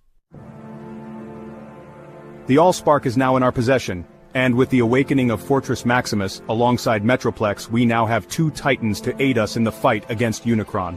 But do not underestimate Unicron. This is your warning, Autobots. Prepare yourselves for an all-out invasion. This will be no ordinary battle. It will be a fight to the very core of Unicron himself. We must stand together, as one, to protect our world and ensure the survival of Cybertron. The scene opens in Wheeljack's cluttered workshop, where the eccentric inventor was tinkering with a strange, glowing device. Sparks flew and tools clattered as he made adjustments, muttering to himself with a mix of excitement and determination. Wheeljack, what are you building? This, Prime, is the Energon Harvester. What does it do? It's a game changer, that's what. This little beauty can take any energy source, solar, thermal, kinetic, you name it, and convert it into Energon. Not only that, but it transmits the Energon directly to a designated receiver. For instance, if we position it to harvest energy from the sun, it won't just survive the intense heat and radiation. It'll stabilize the sun's unstable energies, extending its lifespan by millions of years, and simultaneously fuel the Autobots. And this will work for the Titans as well? Absolutely. Metroplex, Fortress Maximus, the rest of us, even you, Prime. Well, not the humans, of course, since they don't need Energon. But with this, we'll have more energy than the Decepticons, and maybe even Unicron himself. You've done well, old friend. Construct more of these devices immediately. We'll use the Sitterbridge 2.0 to deploy them across the galaxy, targeting key energy sources. This will fund our war against Unicron, not just with determination, but with the power to sustain it. You've got it, Prime. I'll get to work right away. The chapter ends as Wheeljack turns back to his workstation, ready to bring his plan to life, while Optimus gazes out at the horizon, a glimmer of hope in his optics for the battle ahead. The chapter opens with Wheeljack and Prime making the final preparations to launch the Energon Harvesters. The 2 Autobots stand before the massive device as Wheeljack gives a brief overview. Once activated, the harvesters will tap into the immense energy sources we've targeted, stars, geothermal heat, anything, and convert it to stable Energon, transmitting it directly to us. It's time to even the odds against Unicron. Open the Scatterbridge 2.0. Harvesters online and stable. We're officially in business. Good. Now you and Ratchet need to begin installing Energon Harvester receiver links on all Autobots and our Titans. Every second counts. Wheeljack and Ratchet work methodically, taking no shortcuts. Modifying each Autobot takes 2 full days. The pair is meticulous, knowing that even the smallest misstep could be disastrous. With this endless supply of Energon, I can now stand ready for battle without fear of collapse. My thanks, Autobots. This power will ensure our strength against Unicron. Together, we will protect this world and its inhabitants. If the Titans are going to transform, we need to evacuate Metroplex immediately. Autobots, move out! The Autobots quickly gather their equipment and relocate a safe distance from Metroplex. As they do, Metroplex's massive frame begins shifting. The ground trembles as panels and structures realign, his city-like form folding and rising into a towering robot mode. Fortress Maximus follows suit, his own colossal form joining Metroplex as they both stand tall on the horizon. The Autobots, now at a safe distance, watch in awe as their home and ally reveals his full power. I'm ready to fight for our survival. We are the shields of this world. With this power, we will protect it from any who threaten its future. With the Allspark, our Titans, and our united strength, we will prevail. The chapter begins with Starscream lurking near the Decepticon base, his optics narrowed in deep thought. The Allspark's power created a Titan, and if that happens again, it could spell Unicron's end. Driven by fear for his survival, Starscream hatches a plan. He sneaks into Shockwave's archives and carefully steals the original Space Bridge blueprints. With calculated precision, he retreats to a remote location on Earth far from prying optics and begins constructing a space bridge, and sets it to Mars, a place to plan to prepare and to survive. Satisfied, Starscream activates the space bridge for testing, then slips back to the Decepticon base, masking his intentions behind a facade of loyalty. The scene shifts to the Autobots at Metroplex's location. Around the towering Titan, Wheeljack works tirelessly, adding advanced weapon systems to Fortress Maximus. His team watches in awe as he unveils a groundbreaking innovation, a modified space bridge technology that transfers the immense weight of the Titans into a spatial void, enabling them to move freely without straining the environment or their own structures. Wheeljack integrates this upgrade into Fortress Maximus, and begins applying it to Metroplex as well. For now, the Autobots have kept the existence of Metroplex a tightly held secret. While the Decepticons are aware of Fortress Maximus, they have no idea that a second Titan is active. The element of surprise may give us the advantage we need against Unicron. As the upgrades near completion, Optimus Prime steps forward, addressing the Autobots. He gazes up at the massive frame of Fortress Maximus, now equipped and ready for battle. This Titan is more than a weapon. He represents the strength of our cause, the resilience of our people, and the hope that freedom can endure. Like a fortress stands to protect its inhabitants, this Titan will defend all life from the tyranny of Unicron. And with the strength he carries, he shall be known as Fortress Maximus. The Autobots cheer, the name sparking renewed courage in their hearts. Fortress Maximus, now officially named, steps forward, his massive frame casting an inspiring shadow over the Autobots. As dawn breaks, both Fortress Maximus and Metroplex transform into their towering robot forms, their silhouettes dominating the horizon. Their presence radiates a powerful message. The Autobots are ready for the fight against Unicron. Autobots, it's time to roll out for the fight to Unicron. The scene opens with the Autobots advancing on the Decepticon base, their two Titans, Metroplex and Fortress Maximus, looming on the horizon like unstoppable giants. Two Titans? Since when did the Autobots have two Titans? Two Titans. Metroplex and another? This is worse than I feared. If Unicron cannot stop this, Megatron will return and my time as leader will be over.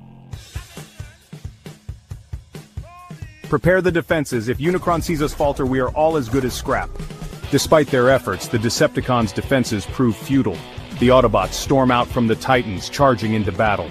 Fortress Maximus and Metroplex launch a coordinated strike, their massive forms making quick work of bunkers and fortifications. Starscream's secret creations, the 12 Unicron defenders, carefully constructed to protect Unicron, join the fray. These powerful machines clash with the Titans, their strength undeniable. However, even they struggle to hold their ground against the combined might of Metroplex and Fortress Maximus. One by one they are subdued, their strength no match for Titans fueled by energon harvesters. Inside the base, chaos reigns. Decepticons flee or fall in the face of the overwhelming Autobots. Galvatron, recognizing the battle is unwinnable, snarls in frustration and retreats. This isn't over! He opens a space bridge to return to Unicron. At the same time, Starscream vanishes into the shadows, his fear consuming him as he ponders his next move. With the Decepticons defeated, the Autobots immediately begin their real mission. They delve into the Decepticon mainframe, using the virus Airazor deployed as their key to unlock hidden files. Prime, Wheeljack, and Airazor guide the operation while Ratchet secures the perimeter. Keep digging. We need everything. Coordinates, schematics, weak points, anything that leads us to Unicron. As Wheeljack sorts through layers of encrypted data, Airazor's virus proves its worth, tearing through firewalls with ease. Suddenly, a flicker of recognition appears on Wheeljack's face. I think I've got something. Prime, these coordinates, they might lead us straight to him. Prime leans in, his optics narrowing as he studies the information. Double check it, we can't afford to be wrong about this. The Autobots remain inside the base, combing through the information for confirmation. The Titans, still standing outside, keep watch over the base, ensuring no Decepticon reinforcements arrive to interfere. The chapter ends with Prime turning to the gathered Autobots. We've found Unicron, now we prepare for the final battle. To be continued. It's done, Prime. Your consciousness is fully backed up. Every memory, every thought, it's all here. But are you sure about this? Yes, Wheeljack. If I fall, this copy will ensure I can still guide the Autobots. We cannot afford to fail. The two Autobots turn their attention back to the decrypted data from the Decepticons, pinpointing Unicron's location. Wheeljack examines the readouts and frowns. Prime, it's the excavation site we were monitoring back when we were at the old base. That's where Unicron is. Indeed, Unicron is the core of Earth itself, buried deep within. Removing him will threaten the planet's stability, but we have no choice. Wheeljack hesitates, then asks, "How do you plan to stop Unicron? I mean, really stop him?" Prime places a steady hand on the matrix of leadership, resting securely within his chest. Not kill him, Wheeljack stop him. The matrix will purge his consciousness, banishing it from this plane. But because Unicron is a god, his mind will eventually return, even if his physical body remains dormant for a time. The room grows silent as the weight of his words sinks in. Prime continues, "This will be only a temporary victory, but it will buy us the time we need to find a way to stabilize Earth's core and ensure Unicron can never rise again." The Autobots share determined glances and Prime turns to his team. "This is the price we must pay to protect this world. We roll out at once, this is our final stand." Master, the Autobots approach, bringing their Titans with them. They seek to stop you. Unicron's massive, shadowy form looms over Galvatron, his glowing red optics flaring. "Fools! They cannot comprehend the power they face. You, Galvatron, will ensure they are destroyed. Sacrifice every ounce of your energy if you must. Prove your worth to me." Galvatron hesitates, his frame flickering with unstable energy, knowing this could cost him everything. He bows his head. "It will be done, my master." The Autobots arrive at Unicron's location, their Titans looming behind them. Galvatron, glowing with raw energy, intercepts them on the massive bridge leading to Unicron's head. The Titans engage Galvatron's forces in a fierce battle, scattering Decepticons left and right. "Autobots, press on!" Prime strides forward, undeterred even as Galvatron's attacks grow more desperate. Unicron's booming voice fills the cavern. "You dare challenge me, Prime? You cannot defy the chaos of the universe?" Prime stops before the giant's immobile head standing firm. "I fight not for chaos, Unicron, but for hope, for life, and for peace." Prime opens the matrix of leadership within his chest. Its brilliant energy surges outward, flooding the chamber with light. The matrix's power strikes Unicron, forcing his consciousness to retreat. His roars of anger shake the ground as his essence is temporarily banished. The Titans join the Autobots, shielding them as Galvatron, weakened and outmatched, collapses on the bridge. As the light fades, Unicron's physical form remains, a colossal, dormant figure embedded in Earth's core. Prime stumbles, his body reverting to Orion Pax as the energy from the Matrix takes its toll. The Autobots rally around their leader, now smaller and visibly weakened, but still determined. Wheeljack places a supportive hand on Orion's shoulder. "You did it, Prime, you stopped him, for now." The chapter ends with Orion Pax looking out at Unicron's silent form, knowing the fight is far from over but vowing to prepare for the battles to come.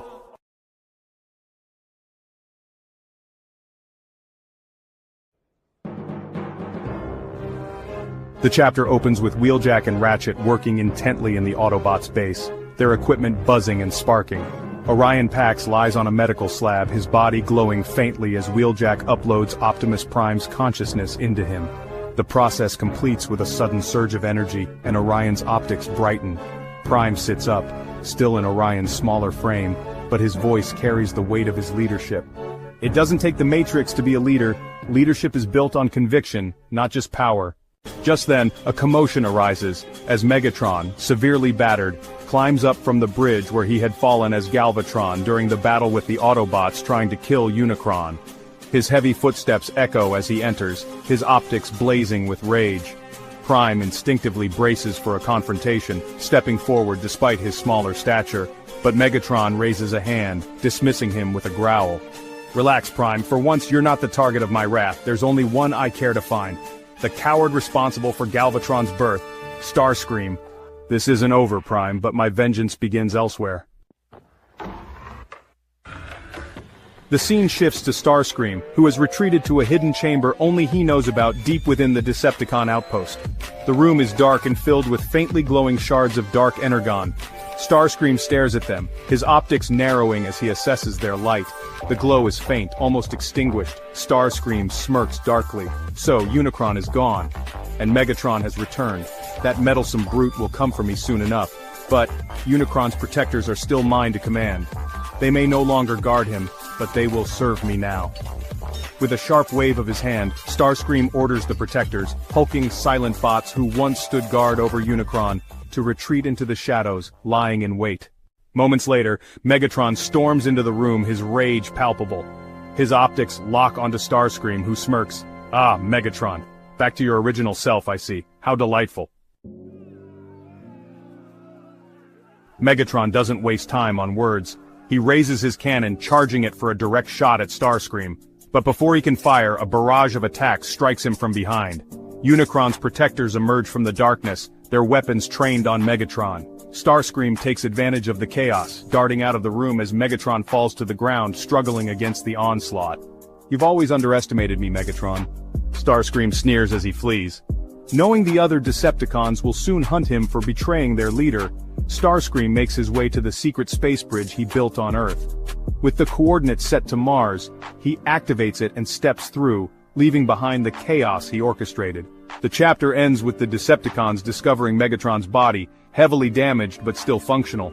As they carry him away, his optics flicker with fury, his voice a low growl. "Starscream, you will pay for this!" The chapter opens inside the Decepticon base, a scene of tense urgency. Megatron lies on a medical slab, his body wrecked beyond repair from Starscream's ambush with Unicron's protectors. Scorched armor plates and sparking circuits leave him unrecognizable, his optics dim and flickering. Shockwave and Soundwave work tirelessly to save their leader. The room is a mess of cables, sparks, and faint mechanical hums. Shockwave's cold, logical voice breaks the silence. Megatron's current form is beyond conventional repair. The damage is irreversible. Transferring his consciousness to the Hunter is the only viable option. Soundwave silently connects the final conduits between Megatron's shattered body and the dormant Hunter. The towering machine stands still, waiting, its systems humming faintly. Shockwave continues. "This process will be difficult. Megatron's consciousness is active, not a simple data file. Forcing a transfer while the mind is in use could result in corruption or failure." The room grows tense as Shockwave begins the transfer. Energy flows from Megatron's broken body into the Hunter. The Shacklink patch glows brightly, sending arcs of raw data through the air. Megatron's systems resist at first, his powerful mind refusing to be pulled from his original form. Soundwave monitors the transfer, ensuring the data flow remains stable. His visor flickers as he speaks calmly. Transfer, 73% complete. Minutes stretch into what feels like hours. The tension rises as the room hums louder, the energy flow intensifying. Finally, the last spark of Megatron's essence leaves his body and disappears into the Hunter. The medical slab goes silent, Megatron's original form now lifeless. Then, the Hunter's optics blaze to life with an ominous crimson glow. Its massive frame begins to move, first a hand flexing, then its towering form straightening. Soundwave and Shockwave watch silently as Megatron's voice emerges from the Hunter's body, deep, resonant, and dripping with power. Yes, this body, this strength. Megatron clenches his fist, his servos whirring ominously as he looks down at his new form. Megatron grins darkly, the sheer power of the Hunter radiating from him. "Starscream, you fool! You thought you could bury me! You thought you could end me! But all you've done is seal your fate!" To test his new form, Megatron lifts a heavy Decepticon weapon with ease, crushing it effortlessly in his hand. The sound echoes through the room, as if announcing his return. The chapter ends with Megatron towering over Shockwave and Soundwave, his voice filled with venomous resolve. With this new body, Starscream won't be alive much longer. The chapter opens in the Autobots' base within Metroplex. Wheeljack stands before a small assembly of sleek, newly designed scout drones, each no bigger than an Autobot's arm. Their bodies glint under the lights, and their optic-like sensors blink to life as Wheeljack powers them on. Facing the Autobots, Wheeljack begins his explanation. These drones will analyze Unicron's physical form. We need to understand every part of him, his structure, composition, and how he stabilizes Earth as its core. Once we've got all the data, we can figure out a way to replace him with something of our own design. One day we'll remove him and ensure the Earth doesn't collapse in the process. The Autobots exchange determined glances, their resolve growing with the knowledge that the plan to end Unicron is progressing. The Autobots, Unicron, both have drained us of our forces. Our numbers have dwindled and the time has come to rebuild. Bring every Decepticon left, everyone who is loyal, not traitors like Starscream. Megatron, now fully adjusted to his new body as the Hunter, stands at the center of the Decepticon base. His commanding presence fills the room. His booming voice echoes as he speaks to the gathered Decepticons, his crimson optics glowing fiercely. There was a traitor in our ranks, the one responsible for my current form, the one who dared to betray the Decepticons, Starscream. The crowd murmurs, anger brewing among the soldiers. Megatron's command silences them. Find him, bring him to me no matter where he hides. The Decepticons erupt into motion, scattering in all directions. Some take to the air, others patrol the ground, scouring every inch of Earth in their hunt for Starscream. Progress, 17% of Earth covered. Shockwave and Soundwave are meticulously creating a digital map highlighting the areas searched for Starscream. Search efficiency increasing, Starscream's capture inevitable. The screen glows with marked locations, showing the relentless pursuit of their former comrade as the hunt for Starscream intensifies. The chapter opens with Starscream hidden away on Mars, pacing within the shadows of his underground base. It has been a month since he ambushed Megatron with Unicron's 12 protectors, and Starscream's paranoia has only grown stronger. Megatron, he won't rest until he's found me, but I won't be caught off guard again. The base is a labyrinth of tunnels reinforced with alien metals, lit dimly by flickering red lights. In the heart of his sanctuary, Starscream oversees the final touches on a secret project, a backup body and mind. Starscream, I'm no fool. Megatron will come for me, and when he does, I'll be ready. Even if he destroys me, I'll rise again, stronger. Back on Earth, a freak lightning storm rages above the location of Starscream's cloaked space bridge. A stray bolt strikes the cloaking device, frying its circuits. In an instant, the space bridge's location is revealed, and its signal is intercepted by Decepticon scanners. At the Decepticon base, an alert blares. Shockwave stands before a massive monitor observing the newly detected signal. Source space bridge detected, location Earth, likely origin Starscream. Megatron, now in the Hunter's body, looms behind him, his optics narrowing. So, he thinks he can hide from me? Prepare the entire army, we move now. The scene shifts to the Autobots base, where Wheeljack is hard at work on a new invention. A supercomputer designed to simulate replacing Unicron's physical form without destabilizing Earth. The machine towers over him, cables running across the room as it hums with life. Almost there. If this works, we'll finally have a way to deal with Unicron without destroying the planet in the process. Optimus Prime approaches, observing Wheeljack's progress. Optimus Prime, good work, Wheeljack. This may be our best chance to secure Earth's future. The chapter cuts back to Mars, where Starscream continues to work on reinforcing his base, still unaware of the impending danger. The final scene shows the entirety of the Decepticon army assembled in front of the space bridge on Earth. Megatron stands at the forefront, his gaze fixed on the shimmering portal. Starscream's cowardice ends today. Decepticons, advance! The chapter ends with the Decepticon forces surging through the space bridge, their invasion of Mars about to begin. The chapter opens where the last one ended, the Decepticons pouring through the space bridge, their invasion of Mars in full swing. The barren red landscape stretches before them, but their attention is focused on Starscream's hidden base, nestled deep beneath the surface.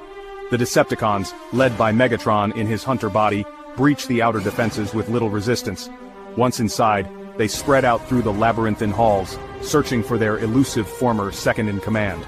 Leave no corner unchecked. Starscream is here and he will answer for his treachery. As the Decepticons advance, one of them steps on a tile without deactivating its security system. Alarms blare throughout the base, red lights flashing in rhythmic pulses. Deep within the stronghold, Starscream freezes as the noise reaches him. His optics narrow and he activates a console, bringing up live feeds of the intruders. So they found me. Unicron's protectors, defend your master! The 12 massive defenders rise from their dormant states, their glowing optics illuminating the dark chambers as they charge to confront the invaders. Starscream uses his knowledge of the base to manipulate the Decepticons, isolating smaller groups and forcing them into traps. Meanwhile, Megatron presses forward with a single-minded determination, carving through obstacles and enemies alike. As the battle rages, Starscream focuses on separating Megatron from the rest of the Decepticons. He succeeds, leading Megatron into a massive chamber where Unicron's protectors converge on him. Megatron, undeterred, rushes at Starscream. His old familiar silhouette fades, revealing his upgraded hunter body. No, it's not possible. What has he become? With no other options, Starscream activates an emergency airlock. The walls slide open, exposing a path to the Martian surface. Transforming into his jet mode, Starscream rockets out of the base, fleeing into the open sky. Megatron transforms into his own new and superior jet mode, pursuing Starscream with relentless speed. The two jets streak across the Martian sky, Starscream weaving desperately to evade Megatron's fire. Starscream, realizing he cannot escape, fires at a specific section of the mountain they had just left. The explosion triggers a hidden mechanism buried beneath the surface, designed to activate his backup body and consciousness in the event of his death. Despite his efforts, Starscream's luck runs out. Megatron's precision fire strikes him, sending him spiraling toward the ground. Starscream crashes violently, his frame battered and smoking. Megatron lands, transforming back into his robot mode. With a growl of satisfaction, he opens a space bridge, summoning the other Decepticons to witness the end of Starscream. He charges the cannon on his arm, drawing on the last reserves of his energy. With a deafening blast, he vaporizes Starscream's body. Far below Mars's surface, Starscream's backup body powers on. The data core beside it glows brightly as Starscream's consciousness is uploaded into his new frame. With his systems fully online, Starscream activates a secondary space bridge, knowing that Megatron may soon destroy the entire planet. As the space bridge stabilizes, Starscream escapes back to Earth, Unicron's protectors following him through the portal. Back on the surface, Megatron observes the remnants of Starscream's base. Shockwave, bring me the planet destroyer. Shockwave silently obeys, producing the ancient Decepticon weapon. It is a massive, ominous device, pulsing with dark energy.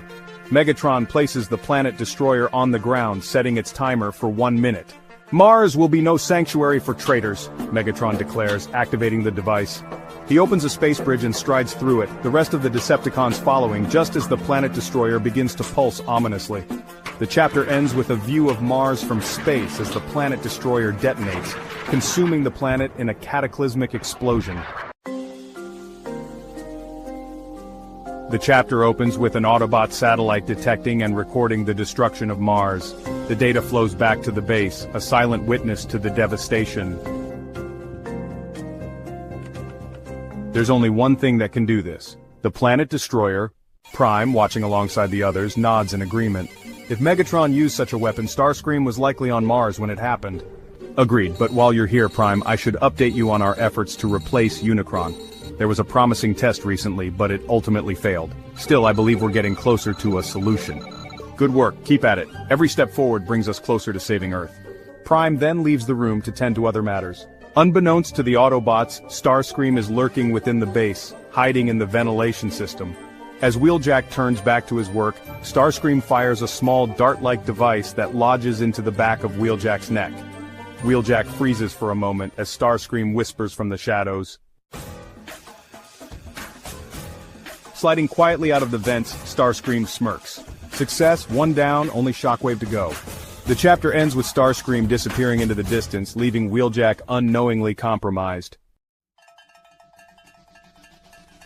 The chapter opens with Starscream quietly sneaking through the Decepticon base. He had carved out a small vent system, an unconventional addition to the base that allowed him to move unnoticed. Waiting until the corridors were empty, Starscream made his way to Shockwave's laboratory. Carefully observing the room, Starscream ensured no other Decepticons were nearby. From the shadows, he fired a mind control device directly at Shockwave. Shockwave immediately attempted to override the intruding influence, his powerful processor battling against the invasive program. However, the device proved too strong, and after a brief struggle, Shockwave fell under Starscream's control. You're mine now, Shockwave. Under Starscream's orders, Shockwave erased all footage of Starscream's presence in the base. He replaced the recordings with fabricated footage that showed nothing unusual, ensuring Soundwave wouldn't detect the tampering. Once Starscream's orders were carried out, Starscream left the Decepticon base undetected. Starscream returned to his new hideout, an underground base built beneath an abandoned subway station. The location wasn't chosen randomly. Unicron's protectors had been digging out this base while Starscream was busy mind-controlling Wheeljack and Shockwave. The protectors' efforts allowed Starscream to create a secure and well-powered stronghold, hidden from both factions. Ensuring no one had followed him, Starscream finally relaxed and began talking aloud to himself. 2 pieces on the board, both under my command, Wheeljack and Shockwave. With them, when Unicron is replaced, he won't be destroyed in some void. No, I'll have him sent far beyond this galaxy where no one can reach him. He turned to a set of monitors showing live feeds of Autobot and Decepticon activities, tapping a claw on one of the screens. And with my ability to monitor both factions through their trusted members, I'll always know what's coming. A dark smile crossed his face. Let them think they have the upper hand. By the time they realize the truth, it'll be far too late.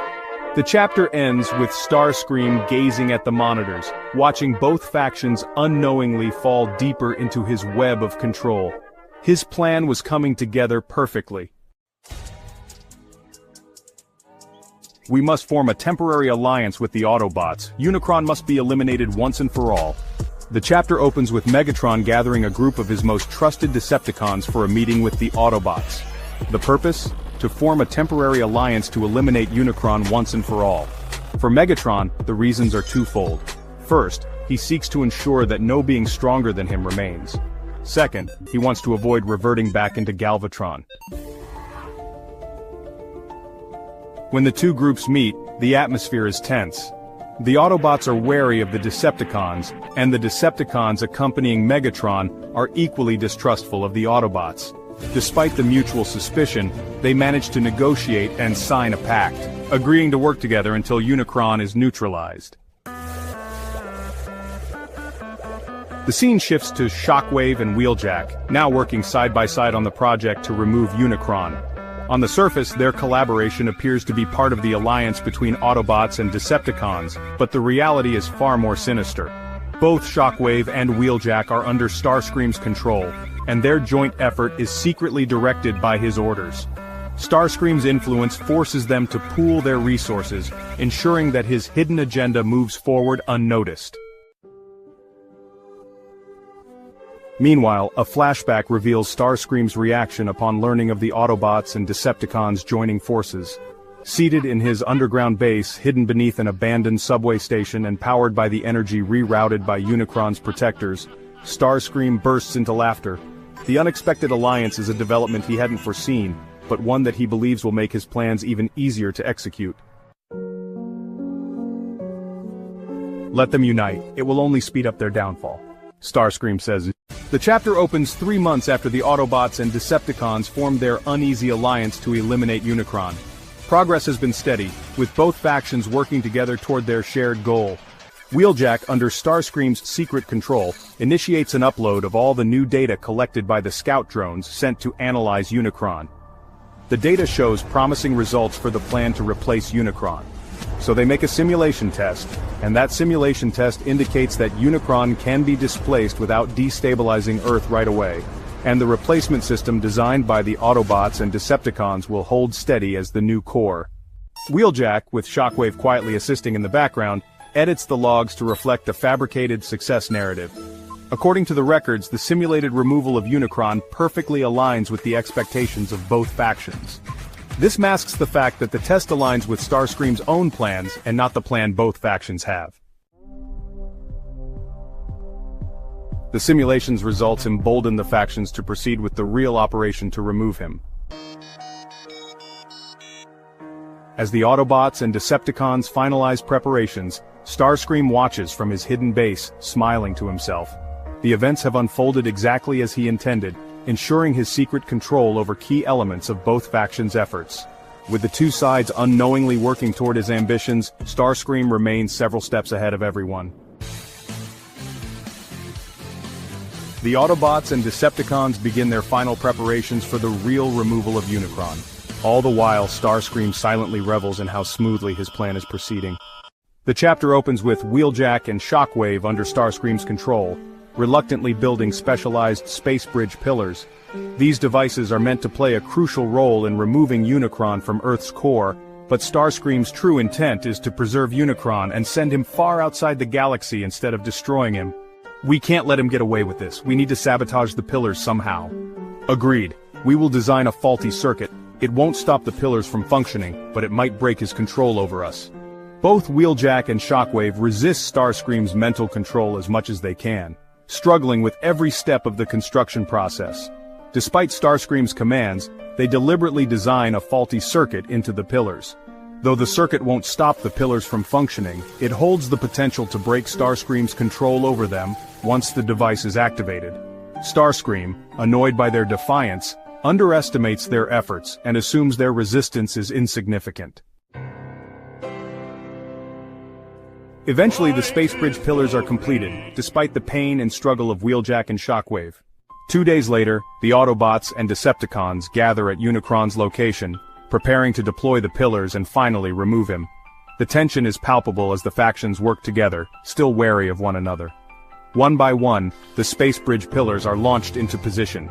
As they activate, the pillars form an interconnected network, and 2 events occur simultaneously. 1, Unicron is teleported out of Earth's core and killed in the process.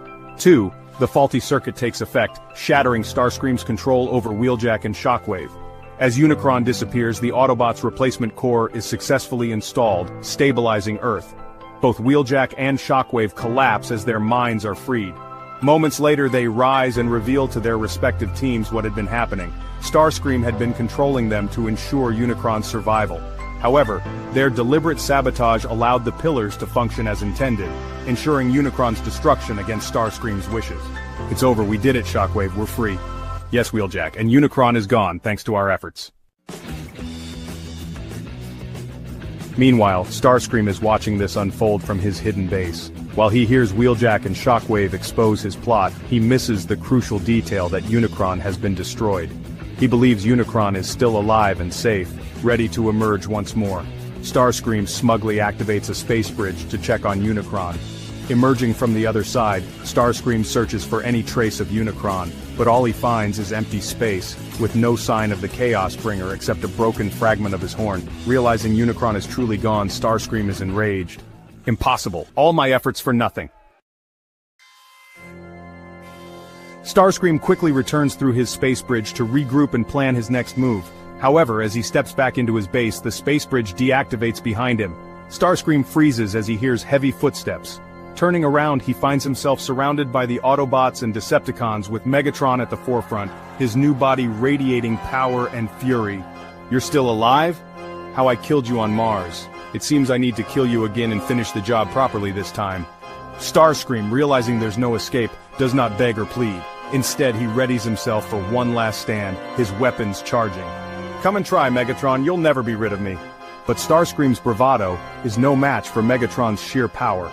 Transforming his arm into his massive cannon, Megatron unleashes a devastating blast, striking Starscream directly. Starscream is thrown back, his body sparking and cracking as it collapses to the ground. The Autobots and Decepticons look on in silence as Starscream's body goes still. This time there is no escape for him. Megatron steps forward, looming over the lifeless body of his former lieutenant. Good riddance, Starscream. You are nothing but a thorn in my side. Prime, watching the scene unfold, senses Megatron's growing lust for power. Before Megatron can turn his attention to the Autobots, Prime activates a scatter bridge, teleporting his team away just as Megatron begins to aim his cannon at them. The chapter ends with Megatron standing amidst the aftermath, victorious over Starscream, and with Unicron's threat eliminated. But his ambitions are far from satisfied. Hi, it's me, Mick. You know, the person who owns and is running this channel, making this part. I just wanted to say Merry Christmas and I hope you enjoyed this video. Now, without further ado, here's the video. Enjoy. The chapter opens with Unicron's defenders retreating after being temporarily disabled by one of Wheeljack's inventions. So, Megatron would kill Starscream in the last chapter, but neither faction is aware of Starscream's final contingency plan, one set in motion upon his death. The scene shifts to a hidden, ancient-looking machine deep beneath the surface of an abandoned world. This machine, built long ago by Starscream himself, has become weathered and corroded over time. The accelerated aging is due to the immense network of space bridges concentrated in the area, which have warped time and caused everything nearby to deteriorate unnaturally fast. The defenders, silent and relentless, make their way to the machine. Following Starscream's programming, they begin to activate it without hesitation. Each defender places their weapon into designated slots, the weapons serving as keys to unlock the machine's dormant systems. As the final key is inserted, the machine roars to life, its systems pulsing with a sinister purple glow. The purpose of the machine becomes horrifyingly clear. It is a device designed to amplify and deploy a virus engineered to target remnants of dark energon lingering in the systems of Decepticons. With Unicron gone, Starscream's plan ensures that any remnants of his dark power within Cybertronians would be eradicated. The machine uses the space bridges to supercharge the virus, allowing it to deploy across vast distances with terrifying speed and precision. Back on Earth, Wheeljack's instruments detect unusual energy spikes from multiple locations. Alarmed, he alerts Optimus Prime. The readings indicate a strange convergence pattern, but before the Autobots can act, the chapter cuts back to the Defenders. The machine's core glows brighter and brighter, drawing more energy from the space bridges. The Defenders stand motionless, their task complete as the machine hums ominously. The chapter ends with the machine on the verge of unleashing the virus, its glowing core reflecting off the time-worn metal, ready to execute Starscream's final act of malice. The chapter opens with the ancient machine firing the virus. Energy ripples outward as the virus begins its deadly journey, powered by the interconnected web of space bridges. The machine's core glows faintly, entering a cooling phase after its devastating activation. The scene shifts to Starscream's ghost, drifting aimlessly in the dead world. Although he has perished, Starscream's spirit remains tethered to the echoes of the living world. Observing the machine and the web of space bridges, a thought crosses his mind, a daring, untested idea. There is no record of such a feat, but desperation drives Starscream to try. Starscream approaches the space bridges, focusing on the threads of reality that connect all ground bridges and space bridges in existence. With spectral hands, he manipulates these threads, pulling some, releasing others, and weaving them into a complex, interdimensional pattern. It takes immense effort, but eventually Starscream constructs something extraordinary. A space bridge within a space bridge. This new bridge defies the conventional rules of travel. It does not merely connect 2 points in space, instead, it creates a passage between 2 realms, the dead world and the living world. Starscream, hovering between existence and oblivion, stabilizes the bridge and steps through. His form shifts as he crosses the threshold, emerging on the other side. He is neither fully alive nor truly dead, a ghost anchored to the world of the living. The scene shifts once more. Unicron's defenders, lying dormant since the virus's launch, suddenly reactivate. Their systems detect Starscream's presence, recognizing it as an override command embedded deep within their programming. Following the protocol, they move towards Starscream, awaiting further instructions. The chapter ends with Starscream standing in the shadows of the living world, a triumphant yet unstable presence, as Unicron's defenders gather around him, silent and awaiting his orders. The chapter opens with Unicron's protectors reactivating and joining Starscream, who half smirks as he watches them assemble before him. Starscream takes command of the protectors and orders them to transform the virus deployment machine area into a fortified base. As the protectors silently obey, the scene transitions to the Autobots. The Autobots are investigating mysterious energy signals appearing and disappearing across Earth. Suddenly they are struck by an invisible force, an overwhelming wave that disrupts their audio sensors and almost knocks them off their feet. What was that? Wheeljack responds with urgency. I have no clue, Prime, but it's connected to those energy signals. They're gone now. Everyone, fall back to base. We need to regroup and prepare for whatever's coming. The narrative shifts back to Starscream a week later. The Protectors have made significant improvements to the area around the virus machine, transforming it into a stronghold. Starscream observes their work with a rare sense of satisfaction. Impressive. Inspired, Starscream begins the next phase of his plan. Carefully entering one of the virus machine's space bridges, Starscream avoids slipping back into the dead world. His destination, Earth. Arriving undetected, Starscream whispers to himself, "My plan starts now. I'll kidnap Shockwave and Wheeljack. With neither faction knowing I'm back, this will be easy." Starscream first targets Shockwave. However, since being freed from Starscream's mind control, Shockwave has developed a personal defense system designed to protect him from unauthorized access. When Starscream tries to approach, the system activates, forcing him to retreat before he's spotted. Frustrated but undeterred, Starscream decides to observe the Decepticons' barracks. Inside, he sees the devastating effects of his virus. Decepticons are writhing in pain, their systems under siege from within. Even Megatron isn't immune. The virus targets remnants of Dark Energon, and while Megatron's body, the Hunter, was upgraded by Unicron to be exceptionally strong, it isn't invulnerable. The virus takes longer to impact him than it does the others, but Megatron is clearly in pain. His movements slower and more strained than usual. Starscream smirks as he watches, though he admits to himself, "Unicron built him too well. This won't stop him, but it will weaken him." Starscream retreats before anyone detects him.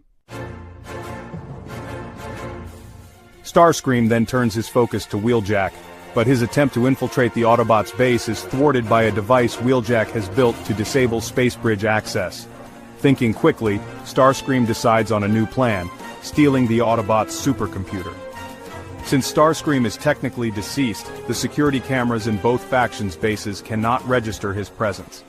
However, aware that Unicron's protectors can see him, Starscream assumes that other bots might as well. He moves swiftly, stealing the supercomputer and returning to his old base to retrieve something crucial. At his old base, Starscream pauses before his former body, his optics narrowing. "Strange to be on the other side of it now," he mutters before turning to his computer. There, he downloads copies of Wheeljack and Shockwave's consciousness, which had been automatically uploaded to his system when they were under his control. Knowing these records could expose his plans if discovered, Starscream rigs his old computer to self-destruct. Starscream escapes just as the explosion destroys his old base, carrying both the supercomputer and the consciousness data back to the virus machine base.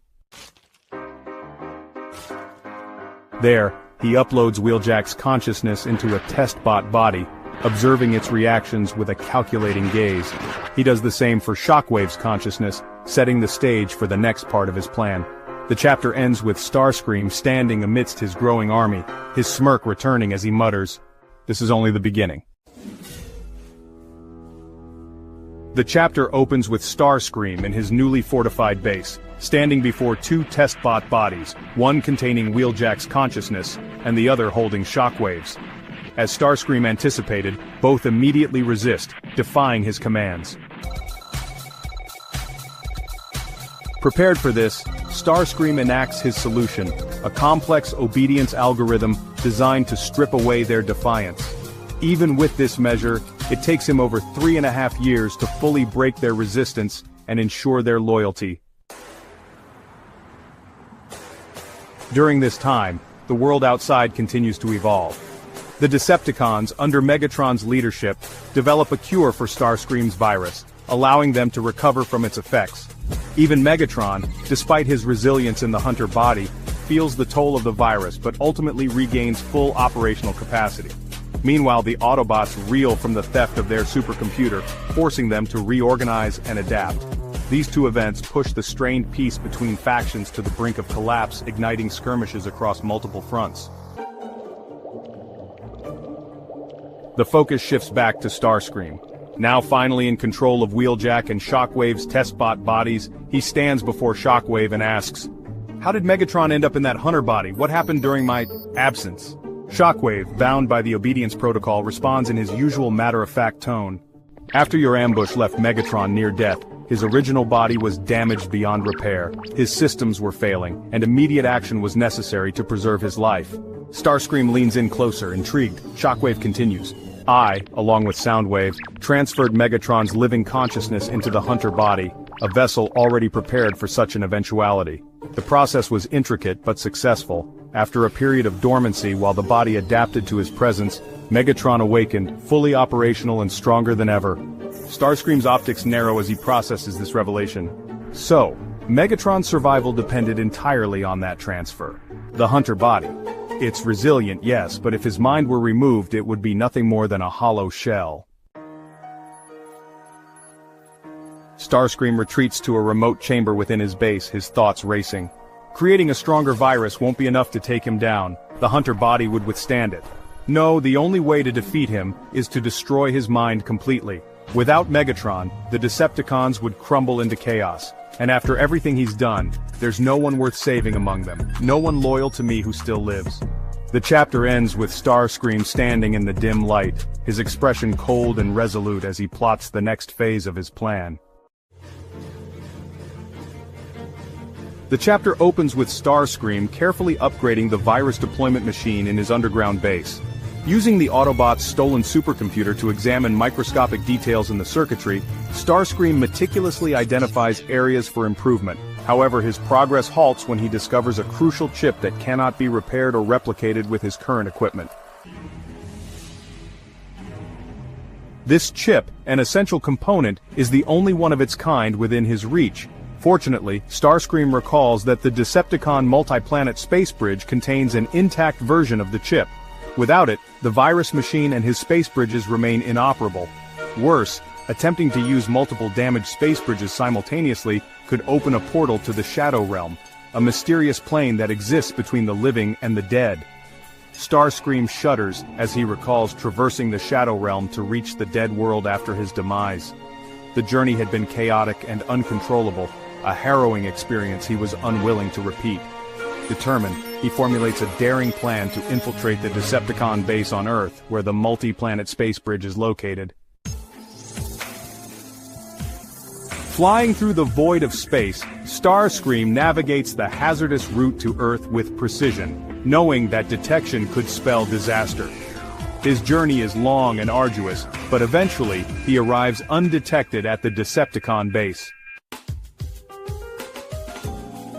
Moving cautiously through the base's perimeter, Starscream infiltrates the area housing the multi-planet space bridge.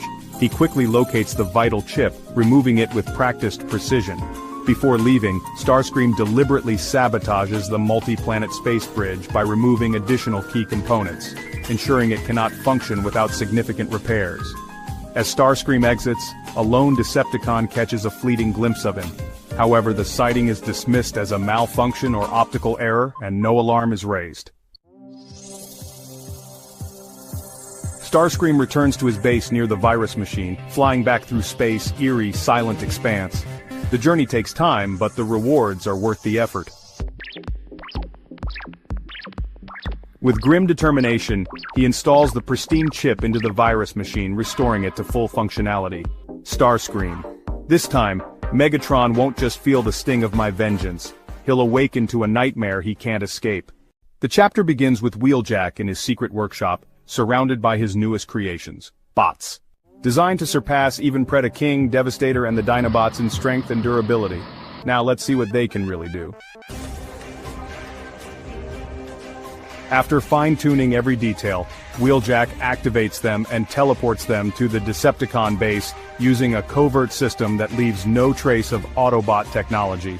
At the Decepticon base, the bots engage in combat to test their capabilities. The Decepticons, including Megatron, are caught off guard by the overwhelming power of these mysterious bots. In a desperate move, Megatron opens a ravine beneath by shooting the Earth beneath them, causing the bots to fall into the depths. However, before the Decepticons can investigate further, the bots teleport back to the Autobot base and deactivate. Wheeljack, always strategic, rewards the Decepticons unknowingly for their role in the test by teleporting 12 Energon cubes to their base. The Decepticons analyze the Energon, find it slightly anomalous but safe, and eventually use it. Your methods are unconventional, but they seem to work. Now how's our secret project coming along? It's ready for you to see, come with me. Wheeljack leads Prime through a hidden space bridge. This bridge isn't an ordinary one. It's designed to access the Shadow Realm, a mysterious place where the boundaries between the living and the dead blur. Upon entering the Shadow Realm, they travel to another space bridge, this one unique in its vertical movement within the Shadow Realm. As they ascend, Wheeljack explains the purpose of their project.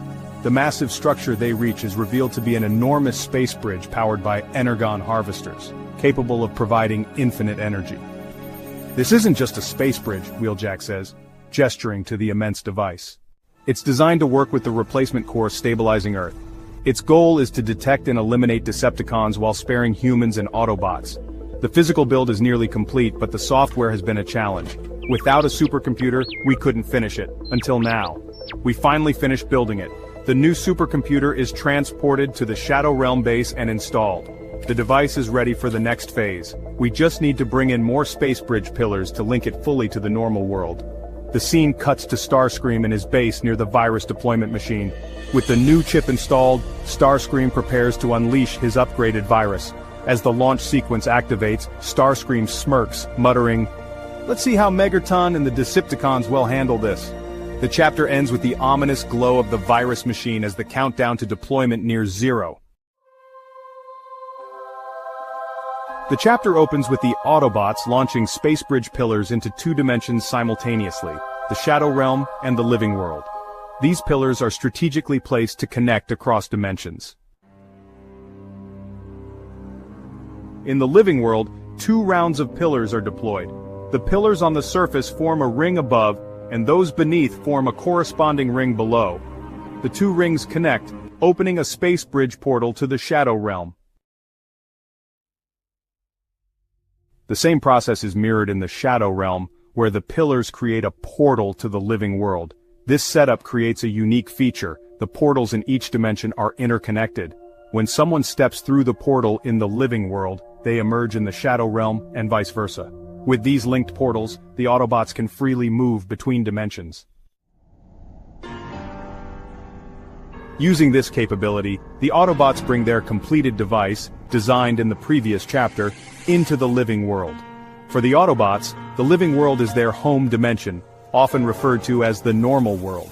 Starscream, however, calls it the living world due to his unique perspective. Once the Autobots successfully transport the device, they deactivate the portal to prevent any interference and cloak the device to keep it hidden from the Decepticons. The scene shifts to the Decepticons. Unbeknownst to the Autobots, Starscream has launched a new virus targeting the Decepticons. This virus builds upon the first one, reactivating its effects while introducing new complications. The Decepticons' previous cure for the original virus becomes a target for the new virus. The cure's programming is disrupted, forcing it to fight both the original virus and the new one simultaneously. This causes the original virus to resurface, compounding the agony of the infected Decepticons. The pain inflicted by the virus is excruciating, akin to the physical toll of battling the Dinobots. But unlike those skirmishes, there's no end to this torment. The chapter closes with Starscream in his base, ready to take the next step in his plan. Using his virus machine's space bridge capabilities, he prepares to connect directly with Megatron's mind. A sinister grin spreads across his face as he activates the sequence. The chapter opens with Starscream making the final adjustments to the space bridges that will allow him to enter Megatron's mind. After some trial and error, he succeeds, ensuring the equipment is fully operational. Before initiating the mission, Starscream engages in combat training with Wheeljack and Shockwave, the ones occupying the test bot bodies, to hone his skills for the battle ahead. After some time later, Starscream, confident in his preparations, steps through the portal, vanishing into the neural pathways of Megatron's consciousness. The scene shifts to Megatron's point of view, inside his own mind. He is in a dark, desolate landscape representing the chaotic state of his subconscious. Are you surprised to see me, Megatron? The perspective shifts briefly to Starscream, who revels in the shock and anger visible on Megatron's face. You thought after your ambush I was dead, but I found a way back. I am neither truly alive nor truly dead, but I think I'm alive enough to end you here. Starscream smirks and then admits, "It was I who unleashed both viruses, the one ravaging you now and the one before it." The scene shifts back to Megatron's perspective as the realization dawns on him. Starscream, the one behind his torment, stands smugly before him. Megatron assumes this must also mean Starscream orchestrated the mysterious bot attacks. "No, I had nothing to do with that, but I'm here now, to kill you in your mind." And if I succeed, your consciousness, the essence of what you are, will cease to exist. From Megatron's perspective, this is the final straw. He charges at Starscream in a rage, determined to crush him. The battle is fierce and prolonged, with Starscream holding his own, relying on his training and cunning. But eventually, Megatron finds an opening, causing Starscream to stumble. From Starscream's point of view, he panics, trying to escape, but Megatron grabs him by the throat, his grip unyielding. The perspective shifts to Megatron, who notices the space bridge controls on Starscream's arm. With a smirk, Megatron crushes the device. For the briefest moment, Starscream's face betrays fear. There's no escaping now. Megatron repeatedly punches Starscream. Blow after blow lands until Starscream, broken and desperate, cries out the location of his virus machine and base. The moment the words leave his mouth, Megatron plunges his hand straight through Starscream's chest. From Starscream's perspective, he looks down in shock, the light fading from his optics. I should have seen this coming, he mutters before collapsing lifeless. The scene shifts to Megatron in the real world, reactivating the Decepticon Death Ray satellites. He orders Soundwave to open a space bridge aimed at Starscream's base. The satellites unleash their devastating energy through the portal, obliterating the base in a fiery explosion, killing both Wheeljack and Shockwave in their testbot bodies. Meanwhile, the Autobots activate their completed device. As it powers on, Decepticons across Earth begin vanishing one by one. Megatron, suddenly transported 33 galaxies away from Earth, realizes what has happened. His body, the Hunter, allows him to shift its form. Transforming into a jet, he sets his sights on Cybertron, determined to stop the Autobots' plans from progressing any further. Wheeljack stands in the command center, scanning Earth's surroundings for any remaining Decepticon signals. He checks the monitors twice to be certain, then relays the news to Optimus Prime. Nothing, Prime. The Decepticons are gone. Optimus nods solemnly. Then it's time. Prepare the space bridge pillars. We're going to Cybertron. It is our duty to revive our dead, energyless world, and the Titans will join us. Prime turns and walks away with purpose, heading toward the secure vault where the Allspark is stored. Buried within the Shadow Zone for protection, the Allspark is the key to restoring Cybertron.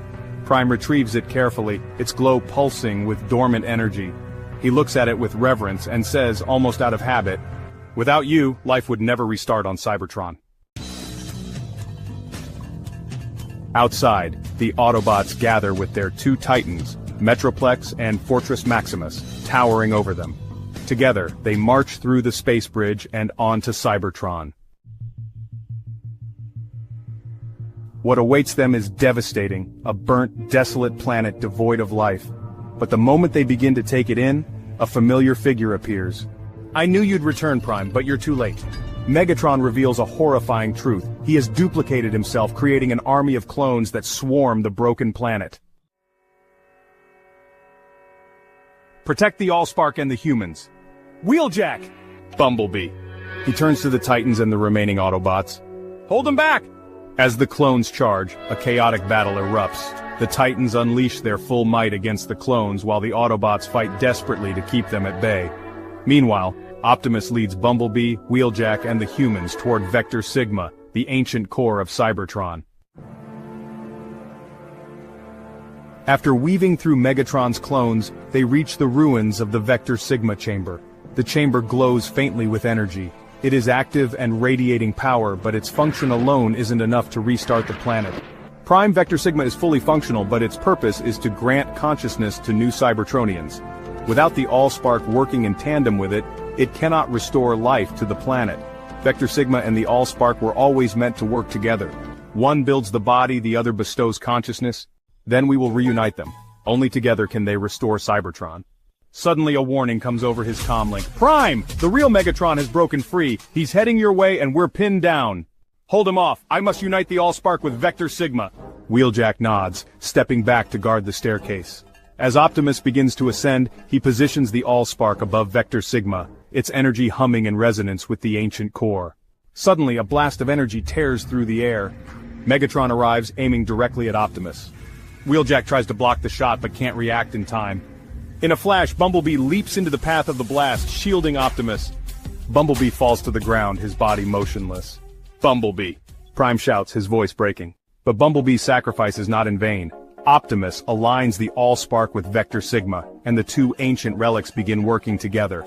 Energy surges through the chamber, radiating out across Cybertron. Deploy the Energon Harvester's receiver links. Wheeljack kicks Megatron down the staircase and activates his arm console. Across Cybertron, receiver links deploy, sending energy straight into the planet's core. The chamber begins to close, its mechanisms grinding and sealing off access to the Allspark and Vector Sigma as they continue their work. Optimus and the others make a quick escape.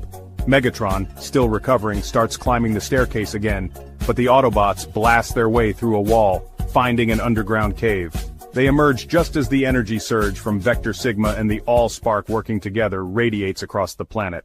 The shockwave destroys all of Megatron's clones, leaving only the real Megatron standing. The energy levels of Cybertron rise higher and higher, reaching 100%. Suddenly, the planet itself begins to transform. Optimus and Megatron watch in awe as Cybertron shifts and reconfigures, rising into a massive robotic form. The planet speaks, and its voice resonates with divine power.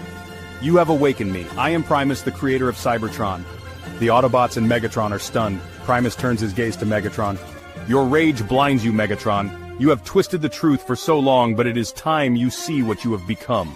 Primus extends tendrils of pure energy from his form, wrapping them gently around Megatron. The energy seeps into him, showing him visions of Cybertron's past, the peace, the unity, and the moment he lost his way. Megatron's fury and hatred begin to fade, replaced with a profound understanding of the destruction he has wrought. No, what have I done?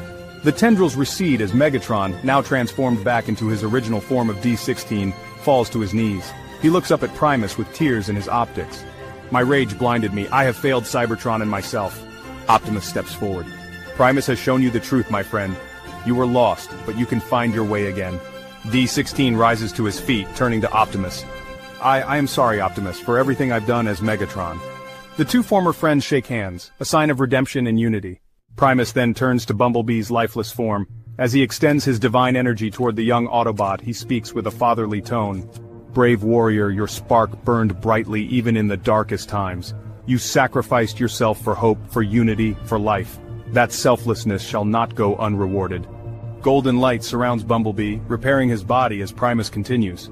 You represent the future of Cybertron, the future of all who seek peace. Rise again, Bumblebee, as a symbol of what can be achieved when the darkness is overcome. The light grows brighter until Bumblebee's optics flicker back to life. He gasps and looks around, confused but whole. Bumblebee. Optimus says, his voice filled with gratitude. Bumblebee looks at him, then up at Primus. You brought me back? Primus's voice resonates with warmth.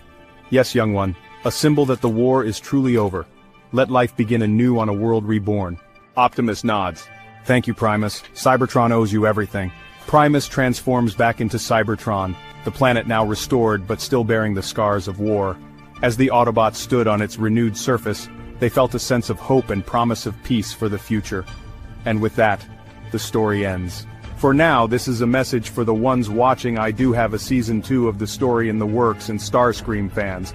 I think you'll like it if this video or the movie, which will be all my Transformer videos that are a part of the series, gets 10 views and at least 3 likes. If this does not happen, the story will not continue. It will only be relashed as a story on Wattpad, which the story was coming out first on. And if you want to read the story, the link to that is on my channel homepage. You'll go to Wattpad, then click on Transformers Bumblebee Prison Story, which is the original name for the series, or if I renamed it, click on the one with 62 parts. Anyways, it was a blast to make this series.